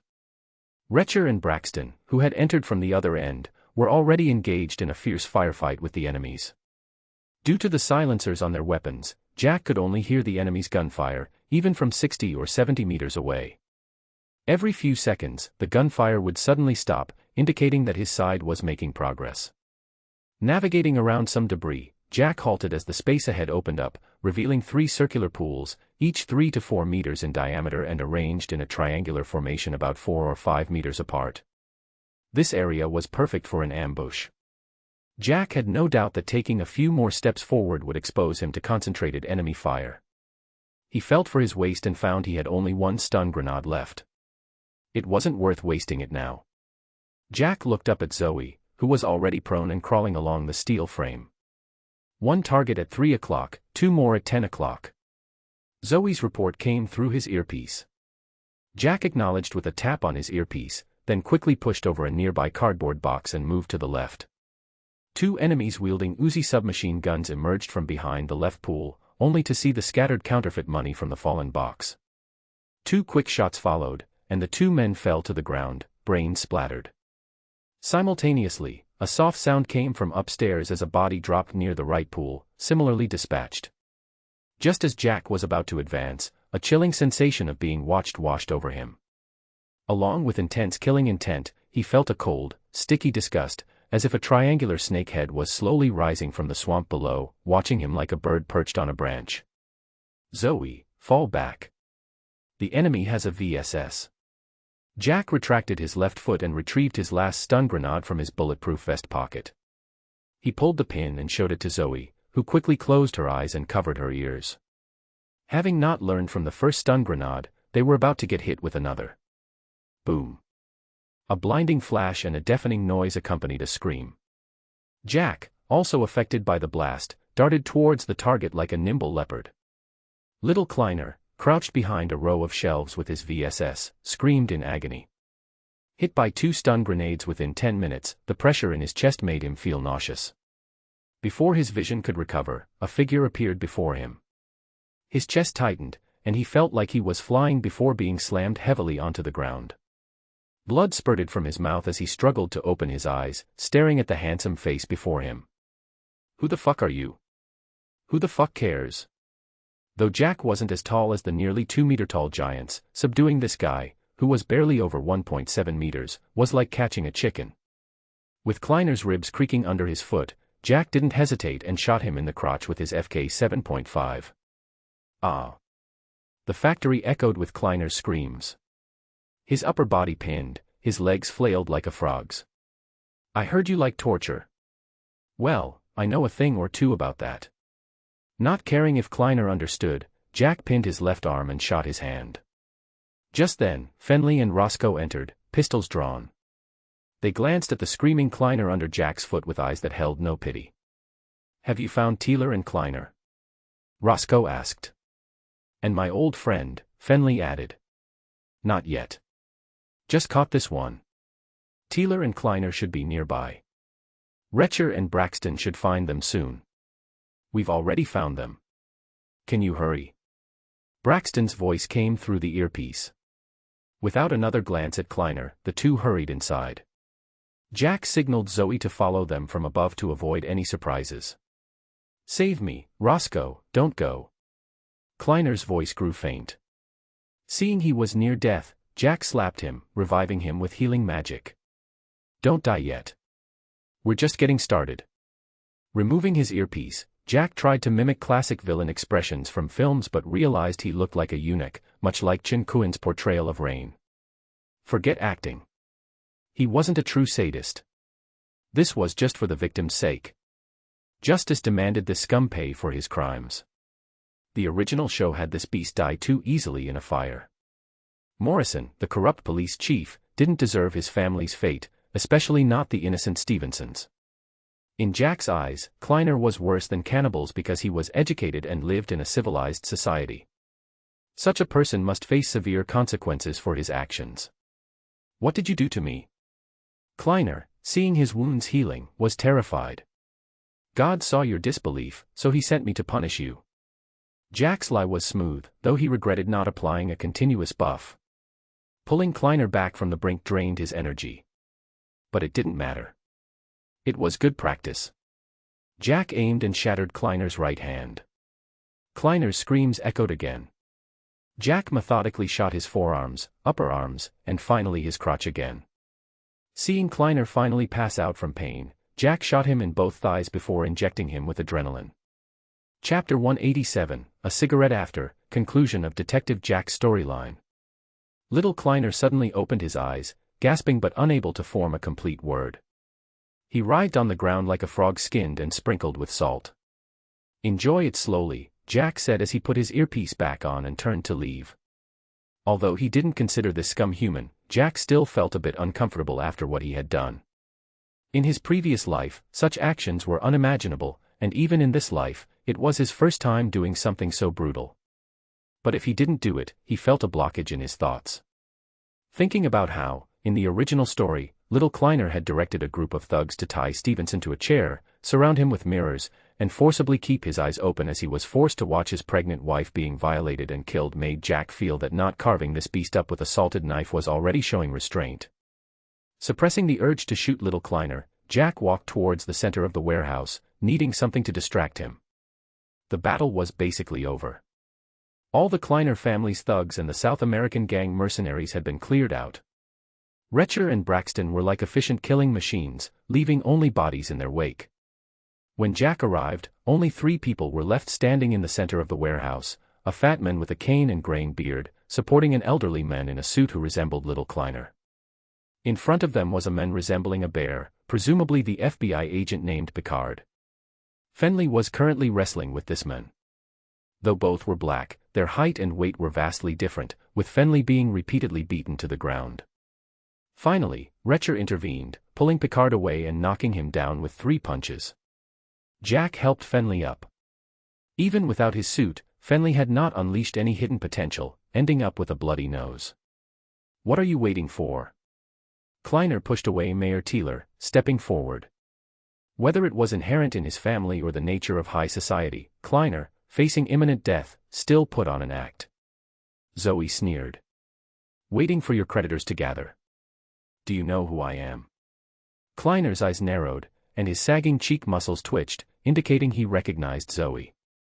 "From the Anderson family in California. You know everything. This is just a misunderstanding. I don't know why you're investigating me. Senator Burnhand clearly warned you, yet you kept pursuing me. I have never wronged you, I've even shown kindness. That matter had nothing to do with me, it was KJ acting on his own. All recent events were his doing, including the killing of Chief Morris. That child has gone mad and is completely out of control. I was even planning to send him to a mental hospital." Jack sneered, thinking the old man was delusional. "Send him to a mental hospital? Like Arkham?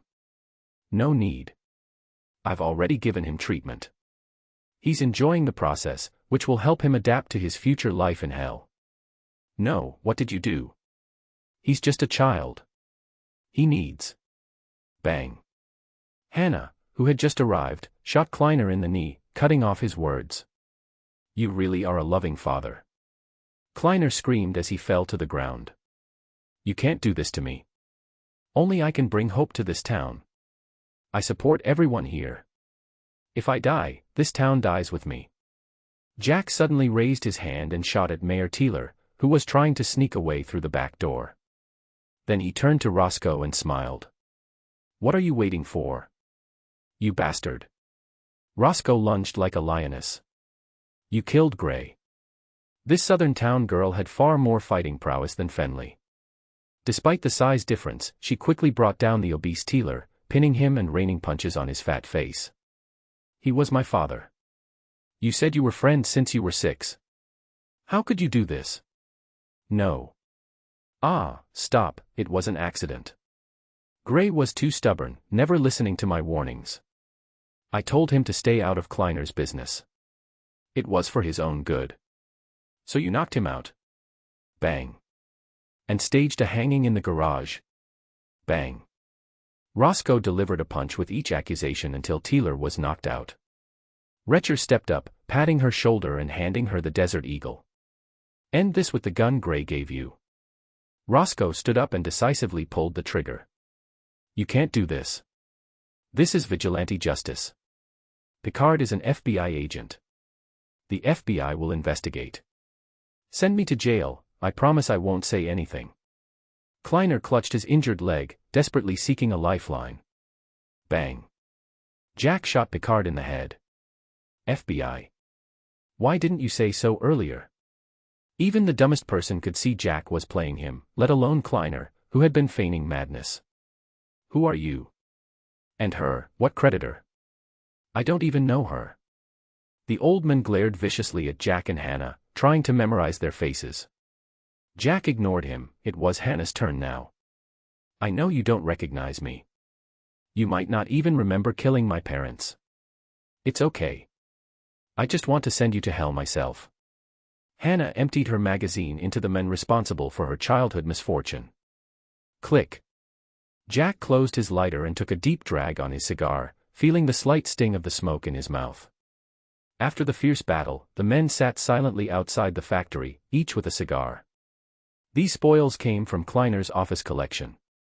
The sky was gradually brightening, and it was past 4 a.m. The fatigue from the battle left everyone in a daze, staring blankly at the rising sun. Actually, this place is quite beautiful, Jack suddenly realized.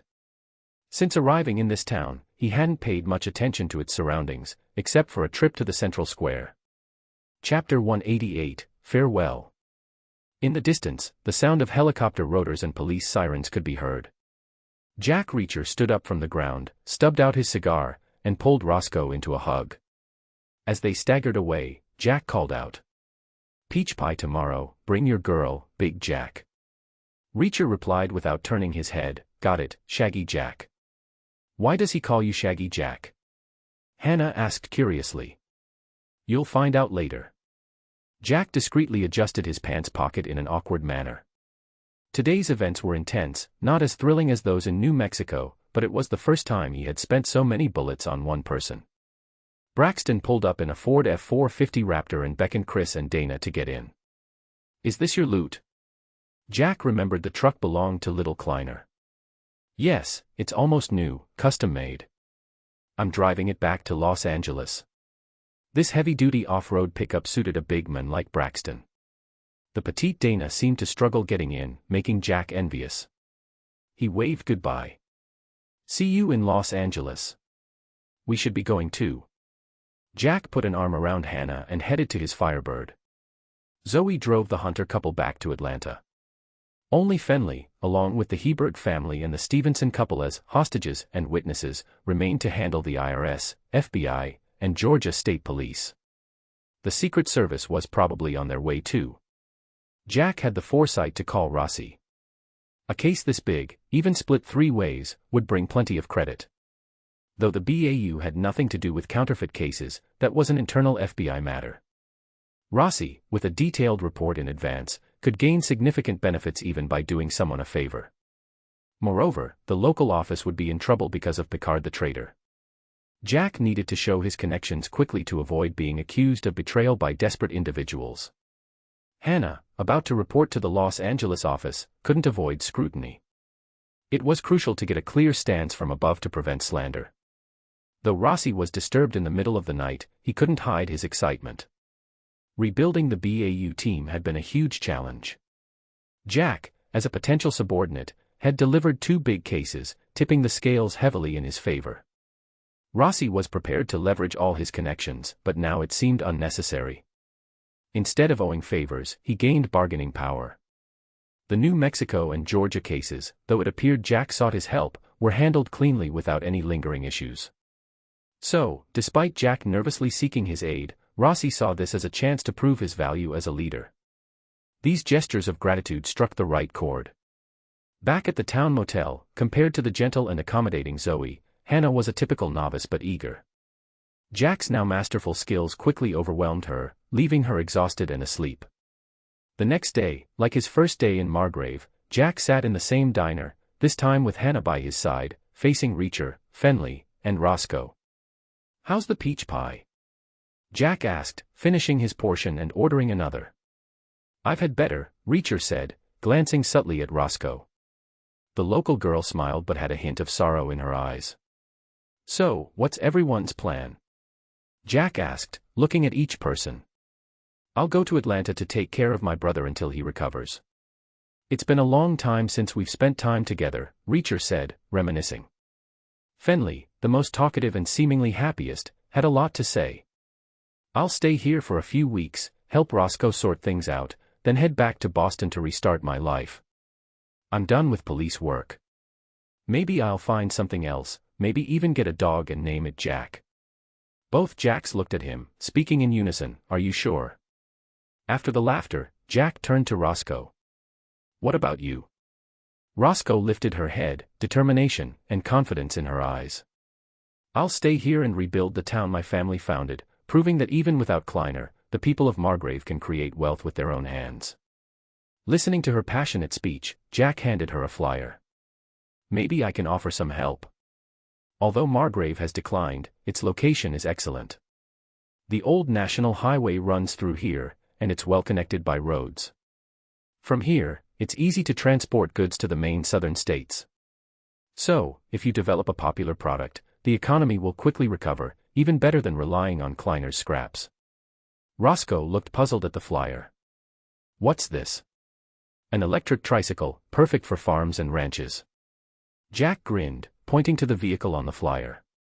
In his past life, these electric tricycles, unable to get licenses in many places, became popular in the West after 2020. Even in New York, they introduced $80,000 delivery trikes to solve the last-mile problem in the courier industry. While this was an exaggeration, the development of electric vehicles made these trikes common in European rural areas. In Texas, Jack had ordered one online for the Mexican couple guarding Hannah's farm. It should be arriving soon. People could easily use it to move in and out of barns, transport feed, and even go fishing. You can order a few from Saris to try out. They're cheap, less than $2,000 with shipping, very durable, and easy to maintain. He spread out a map. European rural areas already use these imported trikes. Soon, they'll be popular in the southern rural areas here. My idea is to import parts from Saris, assemble and rebrand them in Margrave, and sell them to the southern states at a lower price. This was a spontaneous idea. In a town with less than 2,000 people, even a small business could suffice. Doing some assembly work was just right. This is Chris's office number. He has some dealings with that country. If you decide, you can consult him. This was a minor detail quickly forgotten. That day, Jack and Hannah left Georgia for their final stop, Florida. Chapter 189, A Honeymoon-like Journey. It is often said that Florida is a land of talent and beauty. In reality, the crime rate here is not that high compared to the rest of the USA. Jack believes the reason for the state's idle reputation is linked to Florida's public records law. The most famous of these is the Sunshine Law, under which the state government declares that all government affairs are public affairs. As a result, many records in this state, such as arrest reports, emergency call records, and even mugshots, are readily available for public viewing. In other states, although similar laws exist, even journalists need to submit applications and wait several days or even months to obtain what is theoretically public information. With the rise of internet media, some people have started accounts online, reporting various bizarre events they find in public records. This might be a kind of survivor bias. Jack and Hannah's first stop in Florida was not the famous Miami but Clearwater, near Tampa on the western side of the peninsula. Driving south along Highway 93 from Georgia for over 8 hours, they first arrived in Tampa, rested for the night, and then drove west along the Gulf Boulevard the next day. After crossing the long causeway over Old Tampa Bay, they reached Clearwater. This place feels like a city built on white sand beaches. It feels a bit strange. I lived in Los Angeles for so long and never really wanted to see the ocean and beaches. But coming here, I suddenly find the coastal scenery so beautiful. The color of the seawater here is different from the famous beaches in Los Angeles. The sand is finer and whiter, and the nearshore water is a more pleasant shade of green. Only in the distance does it gradually return to the normal light blue color. They drove to the southernmost tip of this small bay and spent a large sum to rent a vacation cabin, which included a small stretch of private beach. While public beaches are also scenic and populated with many hot Latin beauties, there are also many sights that are hard on the eyes. The southern state's diet contributes to the highest obesity rates in the country. Jack's aesthetic differs from the mainstream. He finds overly full hips and lower limbs unappealing. Sometimes, bigger is not better, he prefers natural and healthy appearances. Hannah's figure rivals that of a supermodel, and with his help, her skin looks better than any beauty camera effect. Just looking at her is pleasing enough. Is it because you've finally relaxed? Hannah smiled sweetly. She knew Jack's past life well. Living on the edge of the slums, he struggled alone to run a small grocery store, treading carefully every day to avoid being caught in various troubles. After finally becoming a police officer, he experienced many big and small cases and was constantly busy with learning and training. In her memory, the most relaxed time she saw him was probably when he was cooking delicious food for her. After applying sunscreen on his sweetheart and enjoying the touch, Jack thoughtfully helped her tie the bikini strap. Although the private beach was fenced off, there was no guarantee that tourists who wanted to enjoy the beautiful beach without paying would not try to sneak in. If someone were to take advantage of his woman, would he pull out his gun or his gun? Isn't it because you are by my side that I feel relaxed? Jack bent down to kiss her, handed her a can of cold beer, and then lay down beside her. Although they were also by the sea, the temperature here was slightly higher than in Los Angeles. Hannah's body temperature was somewhat lower than his. With the sea breeze blowing, her cool skin felt very comfortable against his. Hannah instinctively arched backward. Both of them were tall, with long legs, and their body curves fit perfectly together. Do you remember the first time we met? Hannah pressed Jack's mischievous hand against her chest to stop him from moving, then pulled his other hand over to rest under her head. It seems you looked down on me a lot back then. Jack's thoughts drifted back to the past. At that time, he had just met Zoe. One evening around 6 or 7, he was squatting in front of a smashed shelf, silently cleaning up, when 2 beautiful female police officers appeared at the grocery store entrance, looking at him in surprise. I didn't look down on you much, just found it odd that you didn't show any anger. Your expression was like my dad's when I caused trouble as a child. He would look at me the same way. Since she was facing away from him, Jack could only see Hannah's profile. He couldn't tell if her cheeks were red from the sun, highlighting some faint freckles. Quite helpless, right? I should thank you for patrolling my area frequently, otherwise, that little store almost couldn't stay open back then. At that time, Jack was indeed struggling. Even after paying protection fees, the street kids wouldn't leave him alone. Seeing him alone, they harassed him continuously, trying to turn the small grocery store into an underground herb sales point. That was just a small return for all the delicious food you bribed me with, Hannah huffed, a little proud. Speaking of which, I also gave those guys a little return recently. Jack recounted a recent encounter while patrolling the streets. Hannah suddenly turned to face him, her eyes sparkling with curiosity. So you've always held a grudge? I thought you had already forgiven those guys. Why would I forgive them? Even after your warnings, they wouldn't let me off easily when they saw me on the road, Jack said, puzzled. Because you're an angel. Someone like you shouldn't bother with such small matters. Hannah's blue eyes rolled, and she gently touched her fair shoulder. After the battle 2 days ago, her right shoulder had been bruised by Barrett's recoil. Now it was completely healed, showing no signs of injury. Sigh, she still suspects something.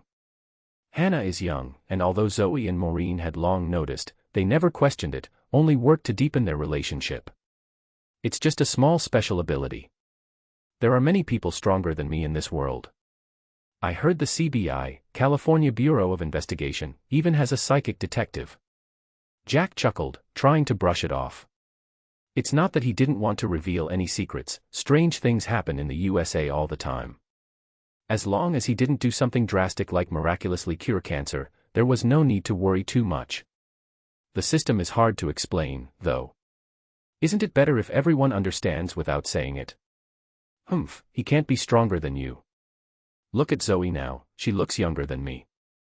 No wonder she's always competing with me for you. That day in the bathroom, she even. Hannah suddenly paused, her eyes shining, no wonder she swallowed at that time. It must be because of that. Jack couldn't help but laugh, silencing her with a kiss. What kind of ancient harem drama is this? Her imagination is too rich. That's enough. You might as well think of me as an angel. You know angels have many wings, right? The more wings an angel has, the stronger they are. You are my wings. If I gather 12 pairs of wings, I can fly back to heaven. Ow, take it easy. You're getting rougher. As punishment for his nonsense, Hannah demanded that Jack cook a seafood feast. Jack had to spend half an afternoon driving to the port's seafood market to buy ingredients. Florida has a unique type of stone crab. Fishermen only take its large claws as the catch, along with some blue crabs, and simply boil them with some spices. They also bought a 12-pound red grouper to steam. Simple and straightforward, it made for a sumptuous meal. They stayed in the seaside cabin for 2 whole weeks, eating seafood every day, visiting aquariums, participating in diving training, feeding dolphins from a speedboat, having a great time. After all, Zoe had hinted to Jack that Hannah's wish was to be with him, just like a couple in love, spending some time alone. Jack, while occasionally unfaithful, kept his main relationship steady, turning a 2-week vacation into a honeymoon. Once Hannah was thoroughly satisfied, it was time to head back to the West Coast. Chapter 190, Arriving at Quantico. Back in Los Angeles, Jack quickly got busy. First, he completed his resignation procedures, returning his badge and service weapon. Next, he attended his graduation ceremony, receiving his bachelor's degree. Finally, he went to Angela's wedding. Thanks to the Wolf Brothers bombing action, there were no disruptions from D-Mob this time, but the eve of the wedding was still incredibly chaotic. Angela's original wedding venue was seized by the FBI for money laundering, forcing everyone to find a private garden that was closed for repairs late at night. Everyone pitched in, especially the capable John and Jack, who used old connections to contact contractors. In just 2 days, they and the workers repaired the broken pipes in the garden. Then, everyone worked together for another day to set up the wedding scene, finally completing the preparations before Saturday. Why am I not excited about the wedding at all? I'm so tired. Hannah lazily clung to Jack's back, watching him decorate a 12-layer cake. I'm the one doing all the work. Why are you tired? Are your arms sore from clinging to my back too long? Jack tapped her head with annoyance. After Angela's wedding, he was supposed to report to Quantico. Perhaps because they would be apart for nearly 6 months, she had been especially clingy lately. Flowers, music, the officiant, I handled all of that, okay. You have no idea how troublesome a pregnant Angela can be. Hannah rolled her eyes adorably. What round is this? Jack sighed helplessly. This wedding was more about everyone helping Wesley entertain a pregnant Angela. This tough lady cop, now pregnant and getting married, had become emotionally erratic. The usually carefree detective could now cry at the drop of a hat, and even Jack's expert-level psychology skills were no help. I've lost count. If it weren't for my godchild in her belly, I'd strangle her. Hannah adjusted her head for a more comfortable position on her lover's shoulder. Your dark circles have come out. Let's take a hot bath together. I'll help you relax. Jack suddenly turned, lifting her in a princess carry amidst her screams and walking into the bathroom. The wedding proceeded smoothly without any hitches. Jack suspected he might be the only one secretly armed at the wedding. It was quite a sight to see a group of handsome men and beautiful women attending a wedding together. Even Superintendent Gray, or rather Chief Superintendent Gray, looked more handsome in his high-end tailored suit. It seemed the wedding had an extra stimulating effect on the female attendees. That night, during his tryst with the 2 elder ladies, they seemed particularly enthusiastic. 3 days after the wedding, Jack packed a small bag of clothes, entrusted his little house and beloved car to Hannah, and boarded a flight to Richmond. Upon landing in Richmond, he headed straight to Quantico. Quantico is a small town with less than 1,000 residents.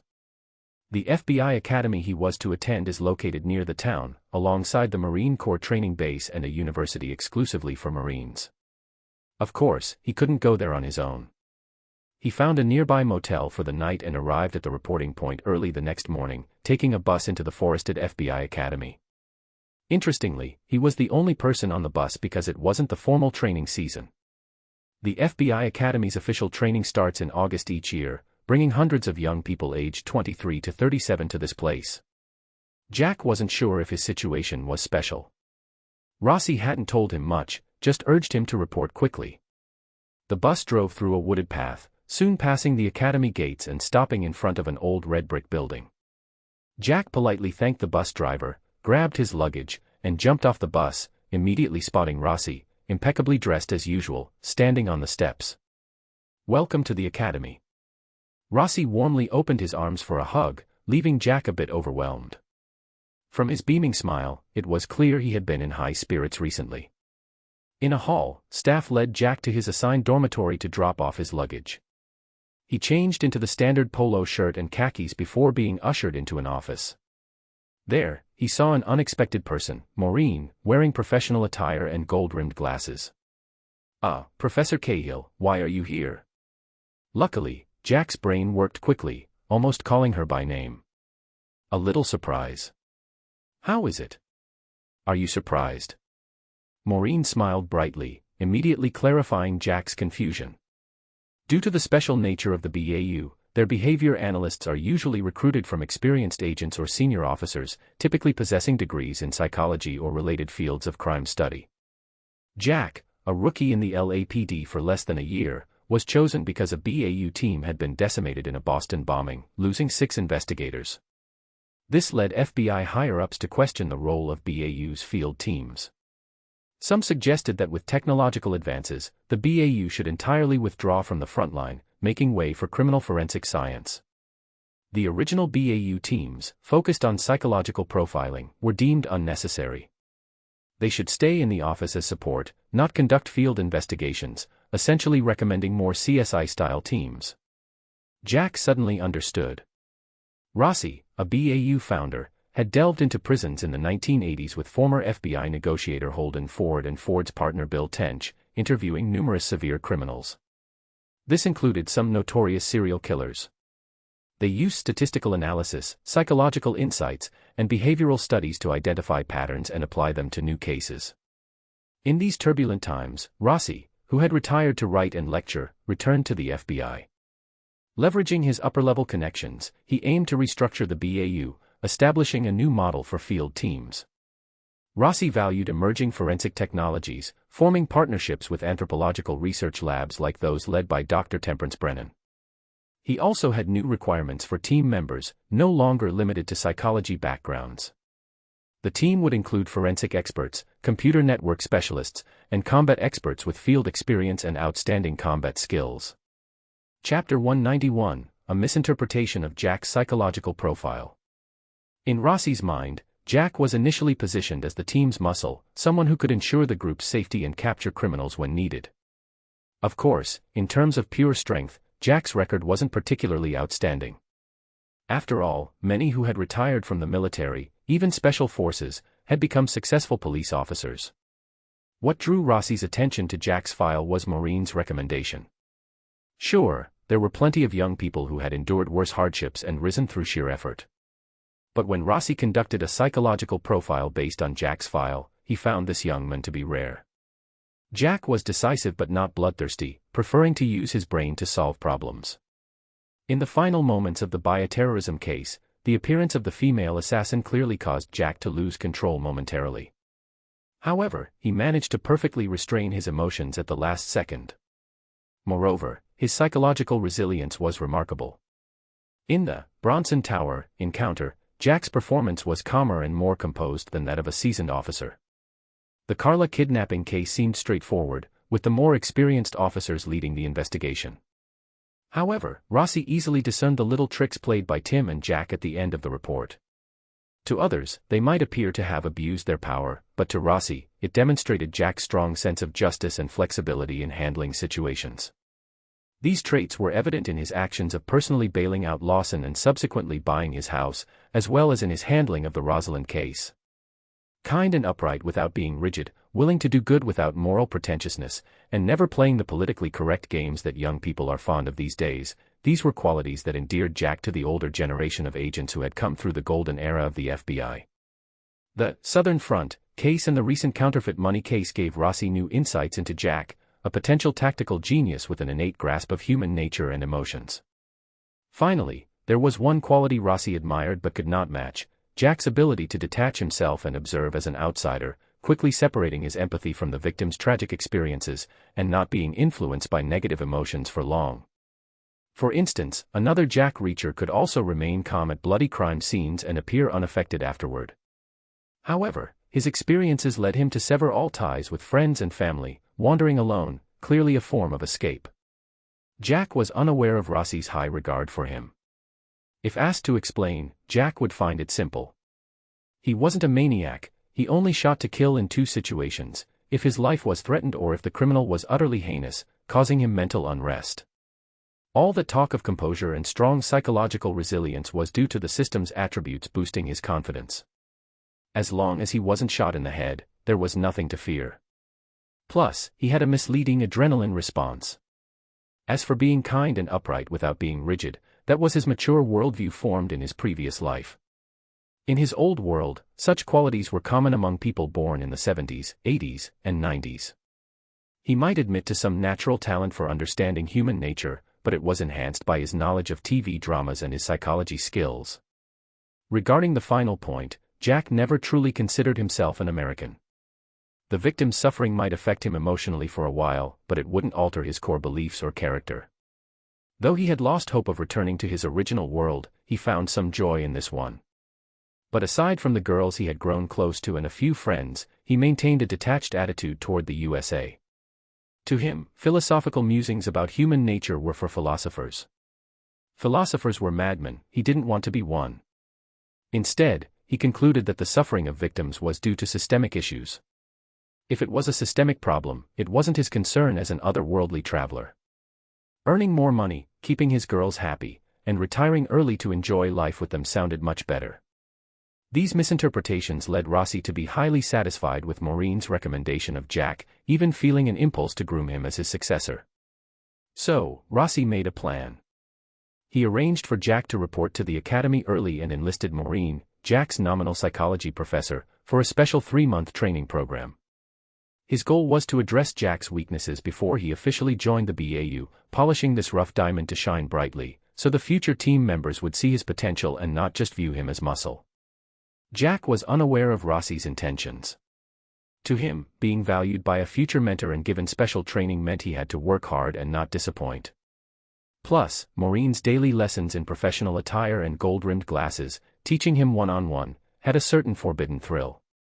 Rossi was often busy, frequently leaving the academy as the preparation for his action team reached a critical stage. Maureen handled the theoretical knowledge daily. But whenever Rossi returned, he brought copious case files and notes from his prison interviews with serial killers. He would explain these cases from various professional perspectives: criminal psychology, behaviorism, sociology, having Jack apply his theoretical knowledge to analyze them, gradually mastering the basic skills of a profiler. This intense learning made Jack's days incredibly fulfilling. For 3 months, except for half an hour of running morning and evening to maintain his fitness, he buried himself in books. As a result, his mental strength attributes soared, though his physical attributes remained unchanged. His progress in advanced psychology skills was already halfway through. Though not upgraded, Jack felt his skill mastery was extremely high. He even observed that Rossi might have long been aware of his and Maureen's little secret but didn't care. This made Jack worry. Once in the BAU, surrounded by psychological experts, wouldn't they see through him completely? Wouldn't there be no secrets among them? Chapter 192, Spencer Reed. 3 months passed in the blink of an eye. When Maureen said her work was done and she was ready to leave the academy, Jack was stunned to realize that during this time, he hadn't even held her hand once. How long had it been since he experienced such intense, high-paced studying? It felt like the frantic days of his senior year in high school all over again. No, even during his senior year, he never slept only 3 or 4 hours a day. Maureen gave him 8 hours of lessons each day, requiring him to stay focused throughout the sessions and follow up with extensive reading materials afterward. These reading materials included various textbooks and professional books. Jack not only had to memorize them but also deeply understand the conflicting viewpoints and related case studies within. Psychology has hundreds of schools of thought, including content psychology, volitional psychology, structuralism, functionalism, behaviorism, and more. Each day, Maureen would assess his reading progress and have him summarize the perspectives or focal points of these different schools from his own understanding. Furthermore, English is a phonetic language with many specialized terms in professional fields. To understand these materials and professional books, Jack had to memorize these strange words. This led to many nightmares, with his mind filled with those lengthy, professional terms every day. Jack suspected this intense training was also part of Rossi's plan. Utilizing psychological skills in criminal investigations was one thing, but effectively communicating professionally with colleagues was another. Rossi certainly considered this aspect, but he hadn't expected Jack's learning ability to be so astonishing. In just 3 months, this young man could fluently express fairly professional opinions in front of him. Your learning ability and diligence amaze me. Tomorrow is the official reporting day for the new trainees. The next 5 months should be relatively easy for you. Enjoy it.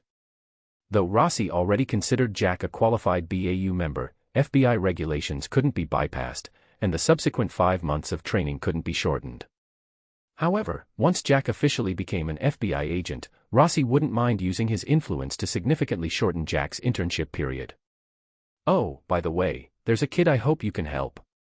He's unlikely to pass the tests. Although I've made a special exception to admit him, I still hope these 5 months of training will benefit him. Rossi handed Jack a photo. In it was a tall, skinny young man with a baby face and messy brown hair, wearing a dark red cardigan and neatly tied tie, looking like a student. Spencer Reed, a true genius. Of course, I'm not comparing you two, you're entirely different types. Rossi explained, he entered Caltech at 12, completed his undergraduate degree and obtained a PhD in mathematics at 16. Before he turned 21, he earned PhDs in chemistry and engineering and bachelor's degrees in sociology and psychology. Jack laughed self-deprecatingly. It's okay to compare me to him. It's quite flattering.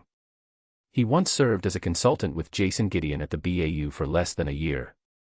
After the Boston bombing case, Gideon chose to return to teaching, and Reed followed him back to university. Gideon didn't want him to waste his talents at the university and strongly recommended him to me. I also appreciate him, but I'm worried he might become a weak link. So, I need your help. Jack looked at the guy with a body like a lamppost and frowned. What's his height and weight? 6'1", only 140 pounds, Rossi smiled wryly. Jack squinted at the cunning Italian. Did you check my physical exam data from a year ago? Rossi smiled. I also saw your scores from the police academy. Honestly, I was amazed. I don't know how you did it, so I hope you can help this kid if possible. Kid? Jack was a bit displeased. You know he's about my age, right? I said, you two are different, Rossi smiled meaningfully. The FBI physical fitness test, or PFT, includes sit-ups, push-ups, pull-ups, a 300-meter sprint, and a 1.5-mile run. It sounds simple, and initially failing to meet the standard isn't a big deal. With 5 months of training, a normal person can improve enough to pass. A passing score is a total of 12 points, with 1 point for 38 sit-ups in a minute, gaining 1 point for every few additional sit-ups up to a maximum of 58 for 10 points, without pausing. Push-ups are simpler, with 30 continuous standard push-ups earning 1 point and 71 or more for 10 points. The 300-meter sprint scores 10 points for 40.9 seconds, and running 1.5 miles in under 9 minutes scores 10 points. On the 4th day from the reporting date, the PFT began. Jack easily scored full points on all events, then reluctantly became a full-time coach. His only student was Spencer Reed, who unsurprisingly scored 0 on all physical tests. From their interactions in the past few days, Spencer Reed wasn't as odd as Jack had imagined high IQ geniuses to be. Jack had watched the TV show The Big Bang Theory, and found the character Sheldon quite annoying. He wouldn't want to interact with someone with such low emotional intelligence and irritating behavior in real life.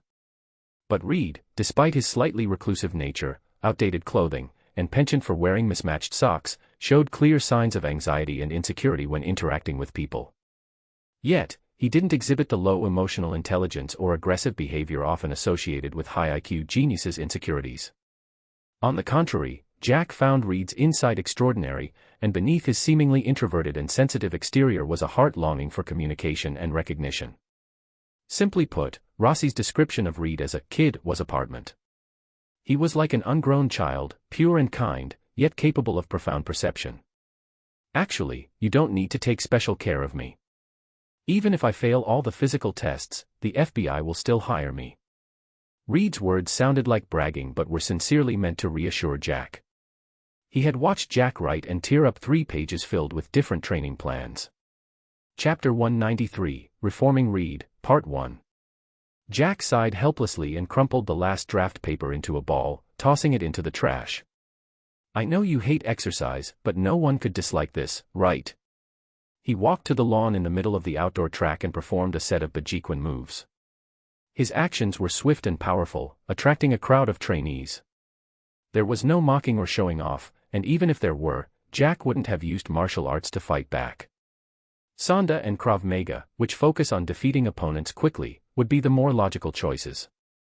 But martial arts routines are genuinely impressive. Reed was already excited, his hands clenched in front of his chest, eyes gleaming. Are you willing to teach me Kung Fu? Jack secretly breathed a sigh of relief, thanking Bruce Lee. For someone like Reed, who has both nerd and geek traits, his childhood was likely spent being bullied. Kung Fu movies must have been one of the primary fantasies these kids had. A year and a half ago, I only weighed 3 pounds more than you. Every time I went out, I had to carry $5 in change, or else, if the street kids targeted me, you know. Jack stared into Reed's eyes and noticed that he habitually squinted. He was a nearsighted person who didn't like wearing glasses. It was a disaster waiting to happen. Jack could foresee the nightmare that Reed's shooting, combat training, and CQB training would be. Rossi's task wasn't as simple as it seemed. You know what joining Rossi's team entails, right? Jack's sudden question left Reed confused, so he nodded instinctively. Do you think you can handle a regular-sized criminal on your own? Reed quickly shook his head. Come with me. I've changed my mind. Jack took Reed back to Rossi. What did you say? Cancel Reed's special admission. Rossi looked at Jack and the bewildered Reed in surprise. You worry he'll become a weak link, but I'm concerned he'll be a fatal flaw. Initially, I wanted to tempt him a bit, use his fascination with kung fu to encourage some exercise, and improve his fitness to meet your requirements. But look at this cute baby face, and these eyes with at least 3 to 4 diopters of myopia. When he needs to shoot at a hostage-taking suspect, won't you be even a bit worried? You didn't even suggest a simple corrective surgery. It made me realize that you don't see him as an FBI agent facing criminals directly, but merely as a brilliant criminal profiler. Listening to Jack's impassioned speech, Rossi fell into deep thought, while Reed weakly argued. But I stayed at the BAU with Gideon for nearly a year. He was immediately met with a cold stare, making him retreat half a step. Jack sighed again. You're a genius, Dr. Reed. I remember your first PhD was in mathematics. FBI crime scene data isn't hard to find, so tell me, would you rather believe in luck than probability? Reed was speechless, and Rossi sighed too. I overlooked the most crucial shortcoming because of his impressive resume. Please tell me if there's a remedy, what we should do, and how confident you are that Dr. Reed can leave this academy as a regular FBI agent. Jack looked at Reed again. That depends on how much Dr. Reed wants to become an FBI agent. For someone who earned 3 PhDs and 2 bachelor's degrees before 21, I don't think this is too difficult. Cancel the special admission but make some adjustments to the testing order. I'll devise a gradual plan based on my past experience, but it all depends on Dr. Reed's willingness to cooperate. The pressure finally shifted to Reed. Feeling their gazes, he appeared unsure. I don't know if I can do it. This isn't my area of expertise. I can assure you it's not as hard as you think. Jack gripped his shoulder firmly, as if to encourage him through the gesture. Of course, it requires you to force yourself to do what you hate the most, exercise. Persistent exercise. You will be very, very tired. It takes immense willpower. Reed seemed to sense Jack's sincerity at that moment and nodded vigorously. I'll try. I don't want to disappoint Gideon. He said I'd be an excellent FBI agent, but can you really? You don't know how bad my shooting is. You can do it. Trust me. Jack let go and patted his shoulder. When your hands follow your brain's commands completely, hitting the target is just a simple ballistic calculation, Dr. Reed. Provided you wear suitable contact lenses. So, under Jack's proposal, Reed's shooting, combat, and physical tests were postponed to the final week. All his extra time outside regular training courses was handed over to Jack. Finally, the academy allocated a corner of the central kitchen to him and provided the ingredients he requested. Thus, on Reed's 5th day at the FBI academy, every morning, other trainees doing physical training would see 2 guys doing aerobics in a corner of the track. 1, 2, 3, 4. 2, 2, 3, 4. 3, 2, 3, 4. 4, 2, 3, 4. Jack called out the rhythm, leading Reed in the 8th set of radio gymnastics, correcting his deformed movements from time to time. The Americans, who didn't recognize its value, mistook the radio gymnastics for aerobics. But for Reed, with his frail physique, completing a set of radio gymnastics with precise movements was enough to make him sweat profusely. There might have been some complaints about the academy's obvious favoritism, feeling it was unfair, but these voices quickly disappeared. Because in all academic training sessions afterward, Reed's astonishing memory and reading speed of 20,000 words per minute left even Jack, with his photographic memory, in the dust. With his vast knowledge base, most academic instructors felt that Dr. Reed should be the one standing at the lectern, not themselves. This made Jack fully understand why Rossi made an exception for Reed. Wasting such a brilliant mind by not utilizing it for the BAU, where behavioral analysis and profiling are key to solving cases, would be a huge loss. Now that he's here, if Jack could help him overcome his weakest points, why not? Stuck in the academy for 5 boring months, it was better to find something interesting to do. For instance, making some adjustments to a main character from a TV show to suit his preferences could prevent many future problems. Chapter 194, Reforming Reed, Part 2. Jack had only watched a few episodes of Criminal Minds in his previous life, as he was more focused on another comedy series airing at the same time, Chuck. His memories of the BAU were limited, but he remembered that the BAU agents seemed like good people. However, whether due to the writer's artistic tendencies or the inherent sensitivity of those who study psychology, most agents were deeply affected by the cases they handled, leading to rather chaotic personal lives. In Jack's view, in this regard, these elite agents were not doing as well as the regular patrol officers like John, Tim, and Angela from the LAPD. His impression of Reed was limited to his genius mind, weak physique, and somewhat geeky personality. He also seemed to recall that Reed was forced into drug addiction later on. Since Jack intended to stay with the FBI for a long time, it was necessary to eliminate some potential risks in advance. Jack didn't want to reach a point where he'd have to put a bullet in his own teammate's head someday. The following months were a mix of pain and joy for Reed. Every day, he had delicious, highly nutritious meals tailored to his taste waiting for him. Even during workouts, Jack would pull out a homemade milk candy to tempt himself. The taste was exactly as he remembered from his childhood, and the formula was adjusted so he could enjoy it without needing a lactase supplement for lactose intolerance. But to truly enjoy these delicious meals and snacks, Reed had to complete all the physical training Jack had planned for him, which often felt like a life-or-death struggle. Reed genuinely felt he was struggling for his life because every time he thought he couldn't go on, Jack's reassuring pat on his shoulder would somehow give him a bit more strength to keep going until he finished all the planned exercises. "I strongly suspect you're turning me into a Stockholm Syndrome patient." Once again collapsing on the grass beside the track, Reed voiced a heartfelt complaint to Jack. Jack kicked him lightly and, seeing that Reed couldn't move, sat down beside him. "In 3 months, I've helped you gain 25 pounds and pass all your fitness tests. You've even started to experience the endorphin rush from exercise. And now you dare accuse me. Don't expect me to go easy on you in tonight's combat training." Jack joked. Despite Reed's quirks, he had become a good friend over time. His thoughts and actions were sometimes as innocent as a child's, and even small rewards or verbal praise could make him happy for a long time. "How did you do it?" 3 months ago, I could have taken this guy down with one hand. Yesterday in combat training, he was almost evenly matched with me." A stunning blonde with a generous figure stopped beside them, slowly walked over, and started chatting with them while catching her breath, leaning on her knees. The deep cleavage exposed by her posture caught their attention. "Jane Banner. I've noticed you two for a while," the blonde introduced herself. Jack wanted to say, "I've noticed you for a while too, Scarlet Witch." Not sure if it was a mix-up of character roles, but on the first day of the newcomers reporting, Jack recognized this female trainee. With her face and body, the original template was undoubtedly the actress named Elizabeth Olsen.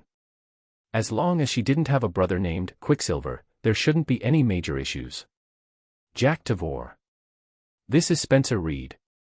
The little virgin Reed had already gone into shutdown mode, his face bright red, not knowing where to look. Out of courtesy, Jack introduced them together. In contrast, Jane Banner seemed very open and confidently sat down on the grass with them. "Dr. Reed is already famous here. We all know that the FBI wouldn't let a genius like him slip through their fingers, even if he did nothing. I'm just curious about how you did it." Jane Banner tilted her head, struggling to find the right words. "I don't even know how to say it, turning a naturally office-bound genius into an excellent field agent. Does the BAU have such high requirements for agents?" Jack glanced at Reed and laughed. "It seems there are no secrets here, are there? It's not the BAU's requirement. I just don't want to have to worry about protecting my partner while dealing with dangerous criminals. You could say I have high expectations for my future partner." Jane Banner didn't seem to have any particular motive. She might have just wanted to make friends. After chatting for a while, she continued her running. Jack curiously asked Reed, "Why were you so nervous just now? I've seen you talk normally with other pretty girls." Reed's face turned red again, and he stammered for a while before explaining, "She reminds me of my time in Las Vegas Public High School. There was a girl as cute as her in my class. One day, she handed me a note, asking me to put on a blindfold. Then, in front of the entire grade, they stripped off my clothes. Jack's face darkened, staring at Reed for a long time before sighing. You're such a kind-hearted person, Spencer Reed. You too. Thank you for everything you've done for me. Reed suddenly stood up, bowed solemnly, and thanked Jack. Jack was taken aback, not knowing why he was being so serious. We're going to be in the same team in the future. There's no need to be so formal. Besides, this is Rossi's assignment. I know you and Rossi are good people, but no one has ever done this much for me. Even Gideon, whom I see as a father figure, never did this. I calculated your schedule. You spend most of your day preparing delicious, nutritious meals for me, supervising my training, and studying those courses. You only get 3 or 4 hours of rest each day. Tears glistened in Reed's eyes. Stop, stop, stop. Jack instinctively slid several meters away on the ground. Let me clarify, you're sure your sexual orientation hasn't changed recently? Of course not. Why would you ask that? I'm 100% heterosexual. Reed instinctively shivered, and his previously emotional state was gone. First of all, I need to correct you. Although I'm not as much of a genius as you, those academic courses aren't difficult for me either. So, I actually get more than 8 hours of rest each day. In reality, he slept less than 4 hours a day. Since he had arrived 3 months earlier, and due to a probable oversight or intentional act by the staff, no newcomer was assigned to room with him, so he didn't fear being discovered. Jack rubbed his arms, shaking off the goosebumps. Secondly, even though we're about the same age, after spending a few months together, I've genuinely come to see you as a younger brother. I don't have any siblings, and apart from pretty girls, I never thought I'd ever take care of anyone so attentively. He ruffled Reed's curly hair, his tone deliberately fierce. If you keep being so formal, I'll punch you, just like those big brothers who love to bully their younger brothers. Chapter 195, Transforming Reed, Part 2, and Graduation. After Jack almost cheated to enhance Reed's physical fitness, by the 4th month, Reed had stumbled through the combat training and achieved an average score on the physical tests, surprising the FBI Academy instructors. Following this, Jack devoted a significant amount of time to teaching Reed shooting skills. The daily repetition of radio calisthenics and martial arts routines greatly improved Reed's coordination. He didn't have much of a problem in this area to begin with. He wasn't one of those geniuses who could trip over their own feet. However, long-term lack of exercise and reflexive self-defense made him appear clumsy and lacking in confidence in front of others, giving the impression of being awkward and ungainly. Compared to 3 months ago, Reed now seemed like a different person from the neck down, as Rossi put it. Not only was he much more robust, but his temperament had also changed considerably. Indeed, after the little weakling became a normal-sized person, his baby face looked quite cute. Jack felt it could probably evoke a protective instinct in many older women. An average FBI trainee might consume about 1,000 rounds of ammunition for shooting practice over 5 months. Jack planned to have Reed consume 3 times that amount in the remaining 2 months. First point, focus on the front sight, not the target.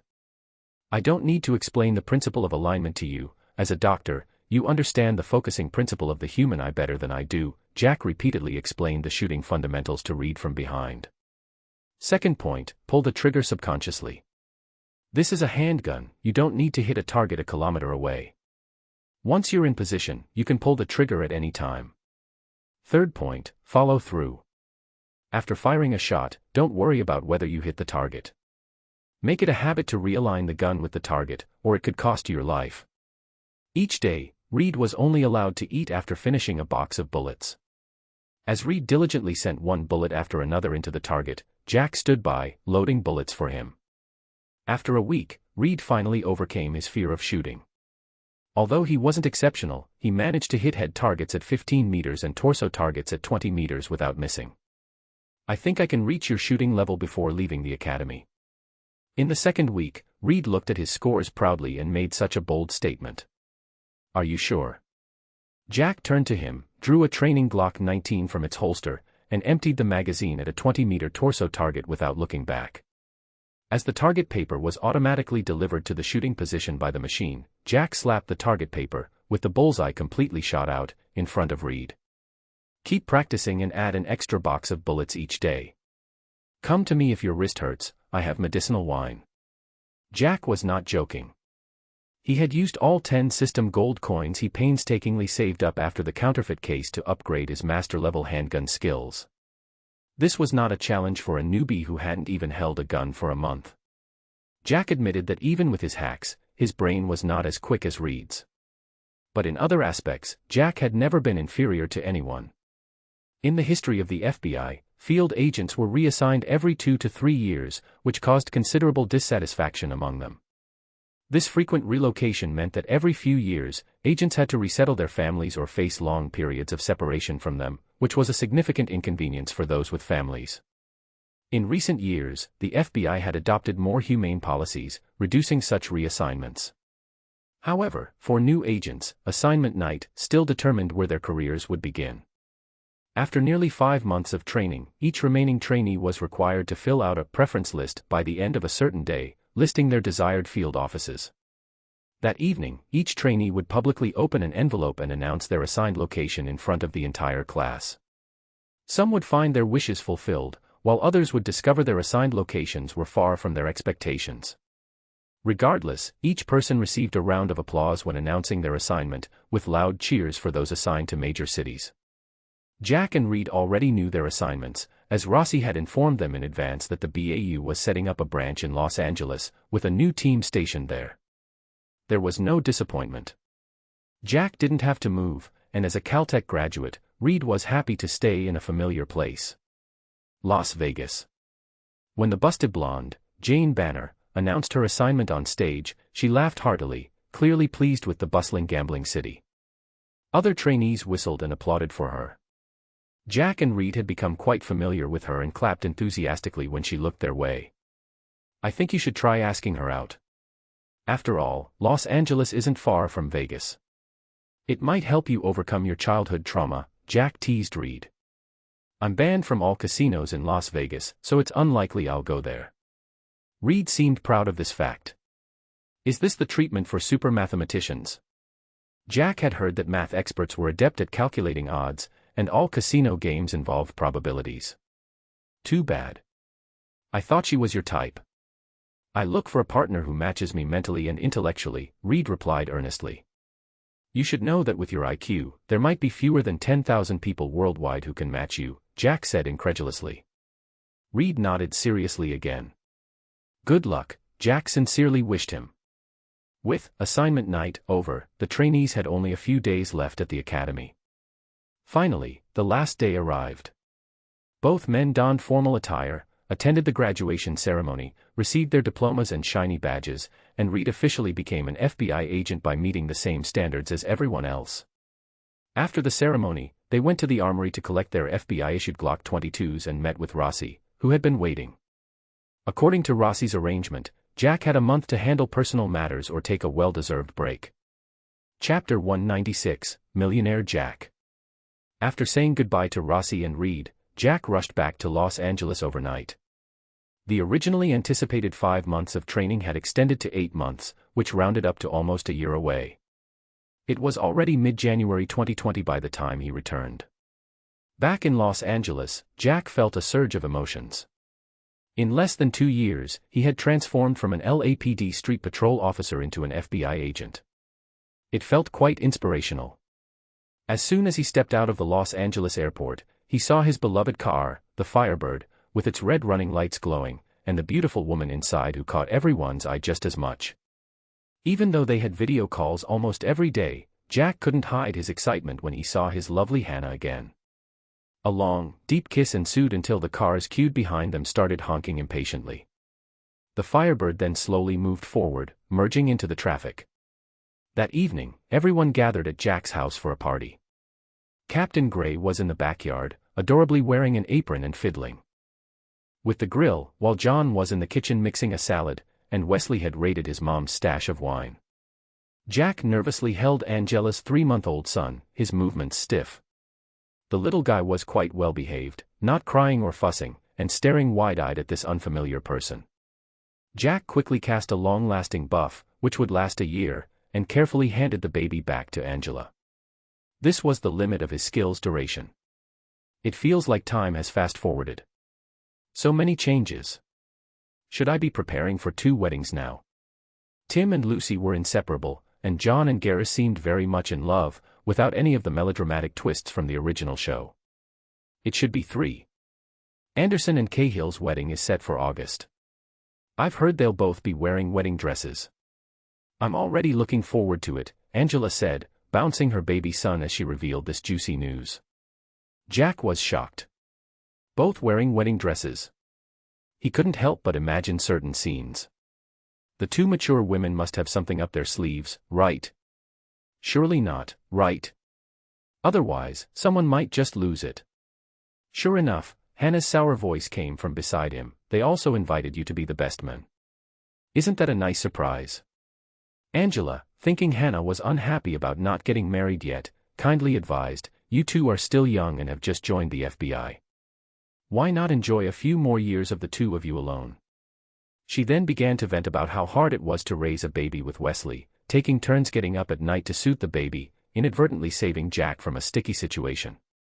But Dee Dee's comment from the side immediately buried Jack back into the pit and even covered him with dirt. The biggest regret for Hunter and me is not having grandchildren. We'd love to be free babysitters for Jack and Hannah's kids. Haha, we definitely won't disappoint you, haha. Jack forced a bitter smile, suppressing the soreness from the 3 twists Hannah gave his side. Hannah wasn't an unreasonable girl and was relatively easy to placate. The marriage talk was more about the mood and the crowd getting excited than anything serious. After all, she had just joined the FBI less than a year ago and was in the prime of her career. Jack, at 22, had just joined the renowned BAU. For Hannah, being able to continue working and living in the same city was already very fortunate, even though they might only see each other once every 1 or 2 weeks when busy. Compared to FBI agents who were separated from their families for long periods, there was nothing to complain about. Zoe's campaign had reached a critical point, and Maureen, as her campaign assistant, was also extremely busy. Neither managed to attend Jack's homecoming party. But a late-night rendezvous was inevitable. The 2 mature women were quite exhausted, and Jack meticulously took care of them, restoring their vitality. Returning to Los Angeles, Jack had a busy week, and not just with romantic affairs. Unbeknownst to him, he had become a businessman. Before heading to Quantico, Jack had handed over the gold he obtained from New Mexico to Chris, except for a nugget embedded in a victory statue he gave to Hannah as an ornament. Over the past 6 months, Chris had been managing a trading company for Jack, which now had a new business line, importing 3-wheeled vehicle parts from Ceres for Mayor Roscoe. Jack had casually mentioned it before, not expecting Roscoe to actually pull it off. She not only successfully became the mayor of Margrave but also gathered a team to start assembling imported parts. After the Kleiner family collapsed, the industry they left behind in Georgia was quite extensive. The local FBI took the fall, the Secret Service got the credit, and the IRS got the right to distribute the spoils. This wasn't just a simple seizure. It involved tens of thousands of jobs across Georgia. After over half a year of operations, the cake had been fully divided. The FBI got enough compensation, and the leftovers were swept up by Ray King into Chris's hands. Through IRS connections, Chris bought Kleiner Industries Transportation Company and 2 machine shops at a low price, adding them to Margrave's existing industries, revitalizing the area. Large quantities of parts were shipped from Ceres to East Coast ports, then trucked to Margrave, where they were assembled into simple, durable 3-wheelers, rebranded, and sold to rural areas in the southern states. After a period of fear and uncertainty, the townspeople found their lives unchanged. The assembly plant required many workers, providing enough jobs for the townspeople, restoring the small town's peaceful life. So, you turned me into a millionaire in less than a year? Jack looked at Chris in bewilderment. Chris shrugged, his poker face showing a rare smile. Technically, it's U.S. JK Trading Company is jointly owned by us. You officially hold 49% of the shares, so you're at most a millionaire. After signing the last of the thick stack of documents, Jack wearily tossed the pen back into its holder and complained. Can't you change the name? It's a bit. It's the first initials of our names. What's wrong with it? I don't mind putting mine first, calling it KJ Trading Company. Chris raised his eyebrows, seeming displeased at Jack questioning his carefully chosen company name. Forget it, JK is fine. My bad, Jack quickly conceded. Chapter 197, A Shortened Vacation and Emergency Deployment. Early Monday morning, Jack was tidying up his backyard. Initially, he had planted a bunch of fruit trees to experiment with his skills. Almost a year had passed, and while most had survived, not many had thrived. Now that he had some money, he decided to get rid of the troublesome ones and replace them with better trees. He ordered several cherry trees from a cherry farm in northeastern Los Angeles. He chose a variety called Rainier, which bore golden yellow fruit. These cherry trees were about 2 to 3 years old, meaning they would bear fruit by December of next year. While selecting the cherry trees, Jack found a batch of grafted waxberry and loquat trees. Overjoyed, he persuaded the farm owner to sell him a few, which he brought home along with the cherry trees. Now, his backyard had cherry trees on the left, a few waxberry and loquat trees on the right, and 2 mulberry trees, 1 male and 1 female, in the middle. To ensure the trees were well cared for, even during his frequent absences, Jack signed a long-term agreement with the farm, paying a small deposit for a gardener to check on the trees monthly, fertilize, and deworm as needed. Wearing a cowboy hat he bought in Texas, Jack worked in the sun nearly all day. It wasn't until his back ached that he realized he had spent almost the entire week doing labor-intensive tasks. He cast a healing spell on himself, feeling like a diligent old ox, constantly working hard. He took out thawed steaks, pre-cooked rice, and eggs from the new fridge and began preparing dinner, humming a tune. Hannah had been on a business trip to San Francisco for a few days. It seemed that the cases had surged after the new year, keeping the entire California FBI busy. Suddenly, his phone rang. Seeing it was Rossi, Jack, with his hands full, answered via speaker. "Hi, Rossi. What's up?" Rossi's voice was as deep and powerful as ever, filled with the unique warmth of an Italian. "Sorry to cut your vacation short. The FBI in Connecticut needs help with a major kidnapping case. I'm short-handed as most of the recruits haven't arrived yet, so I'm calling you in. Is this what it feels like to be valued by your leader?" Without stopping his cooking, Jack quickly agreed. "No problem. When do we leave?" "I'm ready anytime. The flight is in an hour and a half. You have plenty of time to prepare. Remember to bring your gun. Are you cooking?" Rossi seemed puzzled by the sounds coming from Jack's end. "Yes, making dinner. Want some?" Jack joked. While training Reed at the academy, Rossi seemed particularly fond of his fried rice. Considering Rossi was from northern Italy, it was somewhat understandable. One portion might not be enough. "We're quite far from LAX, driving there now. Dr. Reed is with me, along with a lovely lady." Hearing his name mentioned, Reed's cheerful voice came through the phone. "Jack, I want dessert." Jack rolled his eyes, searching the fridge for ingredients. It took nearly 40 minutes to reach the airport, leaving less than an hour, certainly not enough time to make a special dessert. "I'm not your fairy godmother, conjuring up fancy dresses and pumpkin carriages. You'll eat what I make, no complaints." Before hanging up, Jack heard a soft laugh from the woman, confirming her beauty. He could always trust an Italian man's taste in aesthetics and soccer. Adding more butter to the pan, Jack tossed in the remaining rice, thoroughly frying it, before adding the increased amount of eggs, shrimp, and ham, cooking with all his might. Seeing the brand new white Gulfstream business jet, Jack was shocked. This newly formed task force seemed to be overly extravagant. These jets cost at least $70 to $80 million each.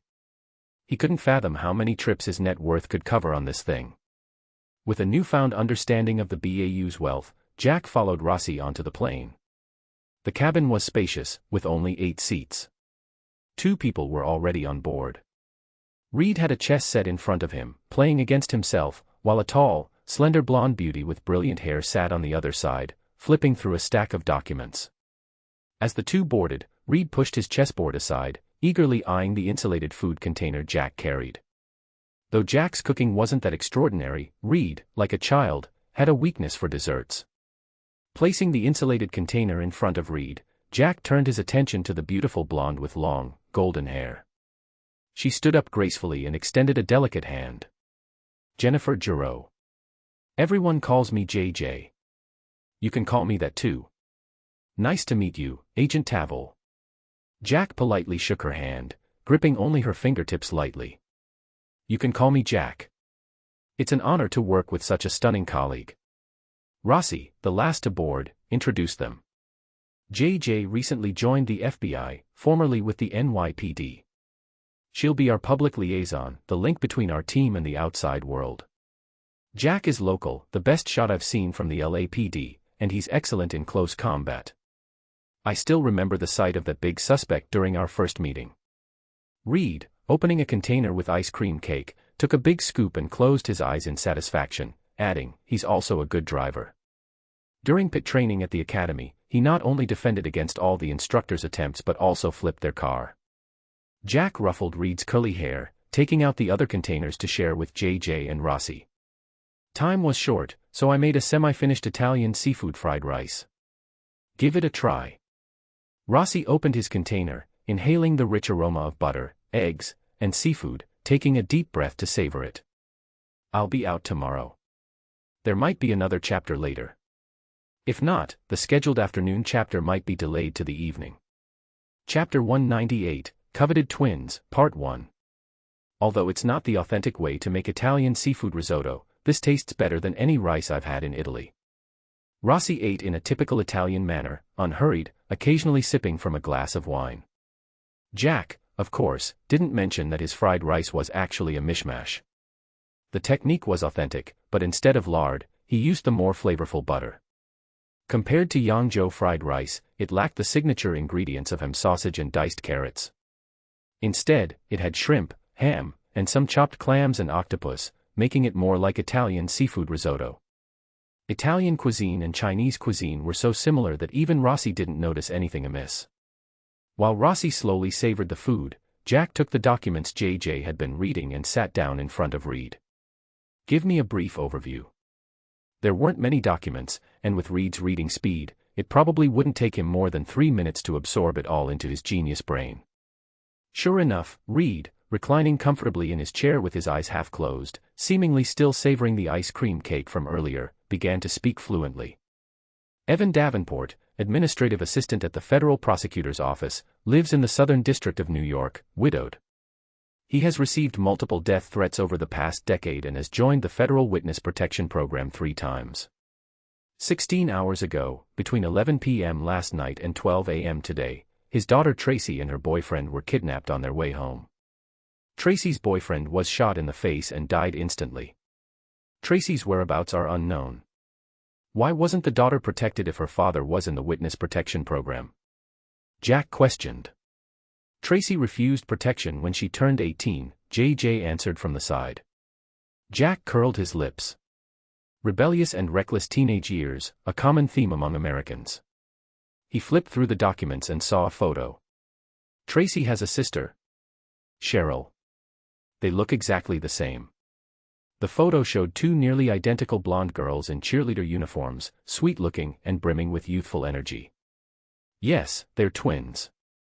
Rossi wiped his mouth with a napkin and handed over a photo, which was actually a ransom note. You must follow the instructions below carefully to ensure your daughter's safety. You must answer the phone at 8 p.m. You must take note of the instructions and follow them strictly. After Jack finished reading the note aloud, Rossi checked his watch and said, "We need to get to Connecticut within 9 hours, complete a psychological profile of the suspect, and help Evan Davenport prepare the ransom." Jack showed the note to Reed and asked, "Have you analyzed it?" Reed nodded, pointing to the strokes of the letters compared to Tracy's handwriting in the documents, and the smudges at the bottom of the letter. The handwriting matches Tracy's. She was forced to write it. And here, these are salt marks. It's her tears, JJ realized. What's your analysis? Rossi, reluctantly finishing the last sip of wine, turned his attention to Jack. The wording is interesting. It's all about what you must do, not when I will call. This indicates a strong sense of control and dissatisfaction with the recipient. Most interestingly, Jack continued, ransom notes usually threaten against calling the police, but this one doesn't mention it. Is he expecting the police to get involved, or is it a challenge? Jack frowned. This kidnapper gave him a weird feeling.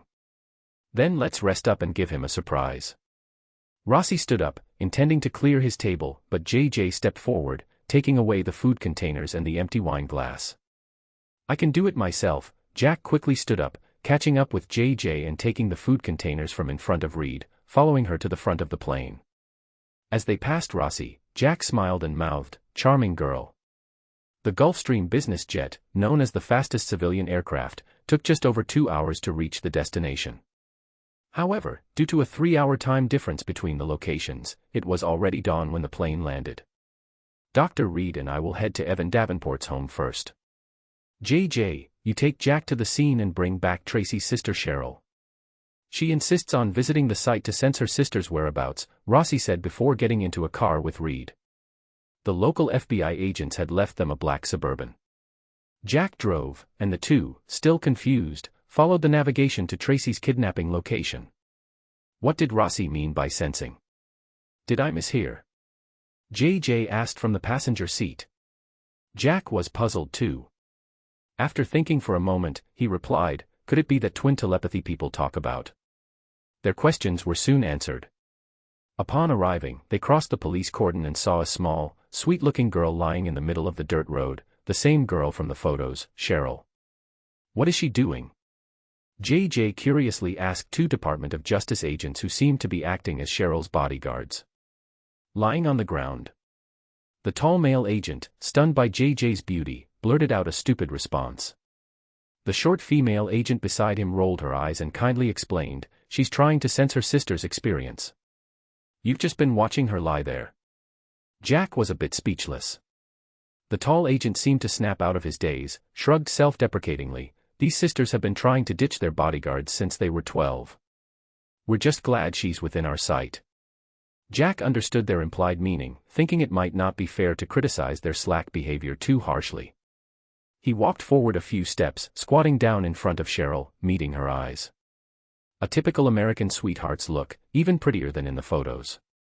Her black eyeliner made her eyes look even bigger, like a character out of a comic book, reminding Jack of the cute daughter from a castle. "No, I'm not crazy." Feeling Jack's smiley gaze, Cheryl quickly got up, patting the dust off her clothes, her slightly chubby face blushing red. "I felt it. She was dragged out of the car and fell here." Cheryl took a few steps forward, pointing to the ground at JJ's feet. Chapter 199, Coveted Twins, Part 2. Tracy is a fighter. Even with a gun to her head, she wouldn't just comply. When we were teenagers, we especially resisted close protection. Our father insisted we learn self-defense, which is how we managed to ditch the bodyguards once we got into college. Listening to the girl speak confidently, JJ flipped through the report provided by the scene officers and pointed to the interior of the car in the photo, addressing Jack. "She's right. There are scratch marks on the car seat. Tracy was forcibly dragged out. Do you think your sister is still alive?" Jack asked Cheryl. "I know she is," Cheryl replied with determination in her eyes. JJ was somewhat skeptical. "Are you really confirming this through that twin telepathy thing?" Cheryl looked a bit resigned, as if she had explained this too many times. "It's not as magical as you think. It's not like if you poke her with a needle, I'll cry. But if something is troubling her, making her unhappy, I can feel it. Even if we're thousands of miles apart, we can sense each other's moods." Jack and JJ exchanged glances, both somewhat doubtful. "Looks like we need to consult our human encyclopedia to find out if there really is such a mystical connection between twins." Jack took the documents from JJ and reconstructed the scene based on the environment.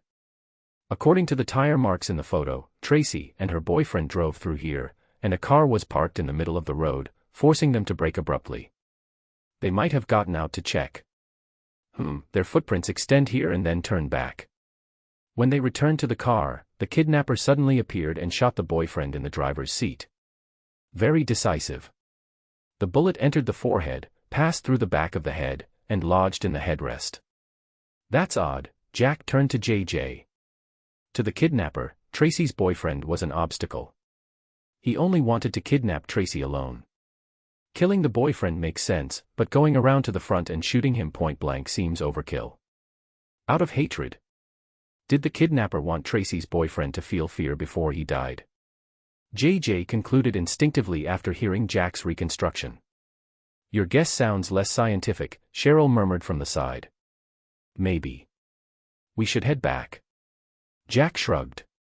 He started to realize how enjoyable working at the BAU was, with plenty of officers, detectives, and even FBI agents to assist. They just needed to gather and analyze all the information. After escorting the lovely Cheryl to the back seat, Jack drove with JJ, and the three of them headed to the Davenport residence. The two DOJ agents who acted as bodyguards followed them in another car. The Suburban, a full-size SUV at 5.7 meters long, over 2 meters wide, and 1.9 meters tall, was not only stylish but also enjoyable to drive. Jack loved the feeling of driving a big car. Unfortunately, the BAU had to travel nationwide, so he would probably have to borrow cars in the future. The FBI was unlikely to assign him a dedicated vehicle. When they arrived at the Davenport home, the local FBI support team agents were about to leave. They had checked the house for bugs and brought a bunch of equipment. There were several laptops and a complete set of phone tracking and recording devices. As Jack and the others entered, the ever-resourceful Reed was busy setting up and preparing the equipment. A haggard-looking middle-aged man saw Cheryl behind Jack and exclaimed softly, hugging her. This must be the father of the twin girls, Evan Davenport.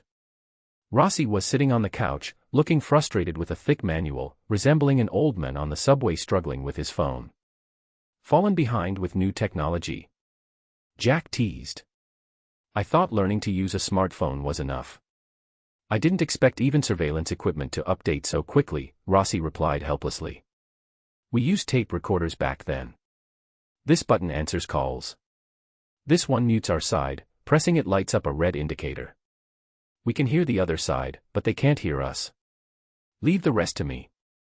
The computer will record the conversation and convert it to text, Reed said, deftly setting everything up. A well-dressed young man, about 30, stood up to leave, reassuring the worried father, Evan Davenport. Evan, don't worry too much. The New York office will track the call, and Rossi and his team will fully assist you. The two DOJ agents will stay here for close protection, and there are 2 FBI teams outside for 24-hour surveillance. Evan Davenport shook his hand. Thank you, Sheil. Say hello to your father for me. Are you familiar with that agent? Jack asked casually, glancing at the departing figure. Evan Davenport, his mind on his missing daughter, nodded absently and explained, he's from the New York office, quite young and successful. I often deal with his father. Jack looked at the clock.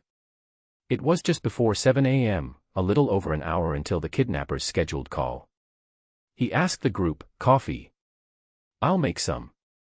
We need to be at our best before the call comes in. I'll help, JJ, who always seemed gentle and virtuous, offered. Americano with double sugar, Reed answered without looking up from the documents. When we get back, I'll make sure you burn off those extra calories, Jack joked, heading to the kitchen with JJ, guided by Cheryl. While frying eggs on the stove, Jack and JJ discussed the twin topic again. Maybe because I'm an only child, I find it incredible. Is there really such a thing as telepathy? JJ wondered, frowning beautifully. In fact, it might have a physiological basis, Reed chimed in, drawn by the smell of food. Go on, Mr. Know-It-All, Jack prompted him. I just reviewed their birth records. Tracy and Cheryl are rare mirror twins, meaning one of them has reversed internal organs. That's the younger sister, Tracy. Her heart is on the right, and her liver is on the left. JJ's eyes widened in disbelief. Mirror twins occur when a single fertilized egg splits more than a week after conception. Their last strand of DNA coding is identical. There are some documented cases of such twins sharing physiological pain, Reed explained. Chapter 200, Coveted Twins, Part 3. I told you, asking him is never wrong. Jack smiled, handing over an egg sandwich as a reward. So, there's a good chance Tracy is still alive. JJ poured coffee into the cups on the tray. We'll know soon enough. Jack glanced at the time, it was already 7:40, and the kidnapper had said they would call at 8. The three walked out of the kitchen to find Rossi instructing Evan Davenport, remember, keep your voice steady and calm. Agree to whatever he demands. Evan nodded repeatedly, ignoring the cup JJ placed in front of him. Time passed slowly for Evan and his daughter, and as the minute hand reached 12, their anxiety grew more intense. "The time is up, and he hasn't called," Evan said blankly, looking at Rossi with a hint of despair in his eyes. "Relax. He's doing this on purpose to make you uneasy and increase his psychological leverage." Rossi's calm tone greatly reassured the father. A few more minutes passed, and then the phone rang with a jarring electronic sound. "Remember, repeat all the important information he gives you in your head, make sure you understand it, and try to keep him talking about Tracy. The more he says, the better for us." With that, Rossi pressed the call button. "This is Evan Davenport." A strange voice, clearly modified by a voice changer, came from the other end. "Hello, Mr. Davenport. Are you the one who kidnapped my daughter, Tracy?" Evan tried to keep his voice from trembling. "Yes, your daughter is with me," the kidnapper admitted bluntly. "May I ask?" "You may not ask anything." The kidnapper interrupted Evan and then made an unusual request. "I don't want to talk to you. I want to talk to Cheryl." Click. Rossi pressed the button, and the red light lit up. "What does he want?" Rossi looked at Jack and JJ. "To maintain control." Jack's voice was uncertain. Despite his 3 months of intensive training at the FBI Academy, this unexpected situation was beyond his experience. Rossi nodded. "We can't let her talk." "Why not?" "I want to help." "I'm willing to talk to him," Cheryl said, a bit confused. JJ offered a different opinion. "I think we should let her try. We need information now, and the more the kidnapper reveals, the better our position." The kidnapper's voice came through, urging them. "No rush." Rossi turned to JJ. "JJ, you handle this." Everyone understood, and JJ quickly moved to the seat between Rossi and Evan, bending down to speak softly. "Ready." Rossi pressed the button again. "This is Cheryl." Silence. JJ repeated, "Hello, this is Cheryl." Finally, a reluctant sigh came from the other end. "Tracy is right next to me. I know her voice, and I know her sister's. Get lost, I want Cheryl on the phone. You have 1 minute. If I don't hear Cheryl's voice again, I'll hang up, and you'll never hear anything about Tracy again." The button was pressed again, and Rossi stood up, decisively motioning for Cheryl to take the seat. "Quickly, sit here." He made room and motioned for JJ to sit beside Cheryl to assist her. JJ spoke quickly, "This person is very arrogant. Let him know he has the upper hand, follow his lead, and mention your sister often. Don't stray from the topic. Agree to everything he says. Let him know you understand him. Use an emphatic tone to create a connection and soothe his emotions. Make him realize that hurting Tracy is too extreme and unnecessary." JJ spoke rapidly, giving Cheryl advice while the kidnapper's countdown continued on the phone, adding to the tension. "Hint in your words that releasing your sister would show he's a good person, kind-hearted and reasonable. Keep your tone calm and full of gratitude. Don't panic. If you don't know how to respond, I'll be right here to help you." The FBI Academy's courses included extensive practical training in psychological warfare, including interrogation, elicitation, and negotiation. As JJ guided Cheryl, Jack listened intently. Clearly, JJ, who often dealt with media and local police departments, was an expert in negotiation. Perhaps because they were both women, Cheryl quickly calmed down under JJ's guidance, taking a deep breath. "This is Cheryl." "Hello, Cheryl. How have you been?" Jack couldn't help but frown. He wasn't sure if Americans had a similar expression, but despite the voice changer, the tone was obviously greasy. It felt like a cold, slippery snake slithering all over, making him feel both terrified and disgusted. Cheryl tensed up again and looked helplessly at JJ. "Relax." JJ mouthed silently, encouraging her with a tight hand squeeze. Cheryl gathered her courage and responded, "I would feel better if I knew Tracy was safe. I know you have a connection, Cheryl. You care about each other. I'm very understanding, very understanding. I understand you, Cheryl. I know you want to be reunited with your sister. Jack watched as Reed added a series of questions to the dialogue log generated by the voice recognition software, his frown deepening. Familiar with the Davenport family? Playing games? Sympathy? Why use a sympathetic tone? These were also Jack's questions. Psychological profiling wasn't about rigidly applying experience. Every psychopath's mind had subtle differences, and this kidnapper felt unlike those in previous serial abduction cases he had seen. The conversation continued.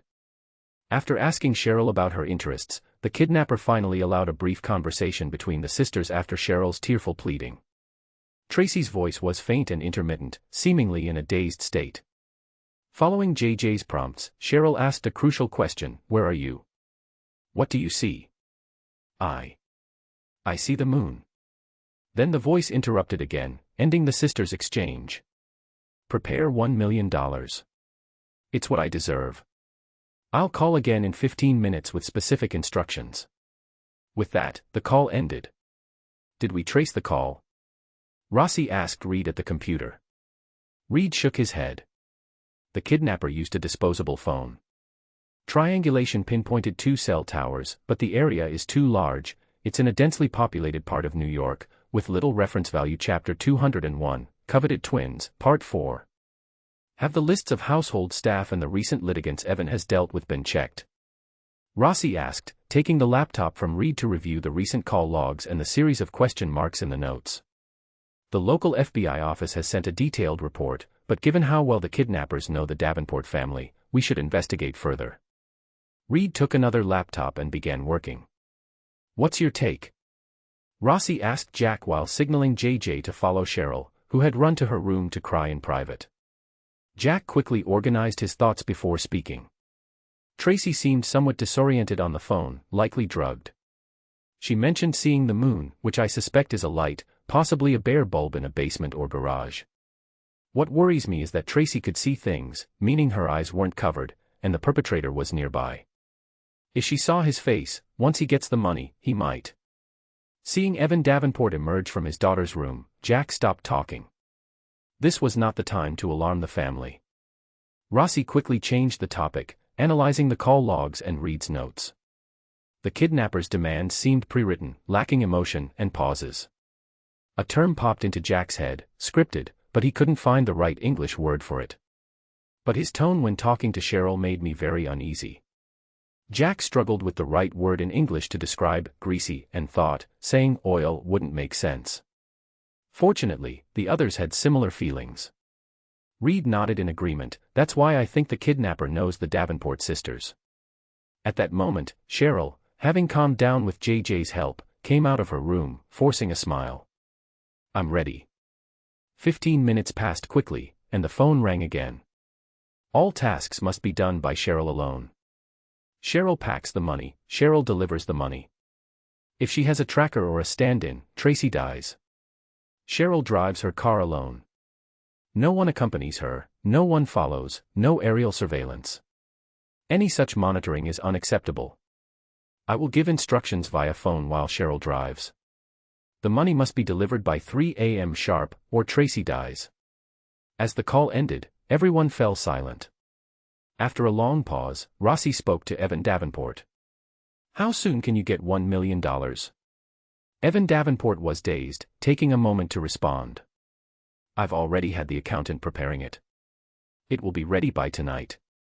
Despite being labeled as an assistant, Evan Davenport's position as an administrative assistant in the federal prosecutor's office meant he was a bona fide civil servant, protected by the civil service system and not subject to dismissal with election cycles.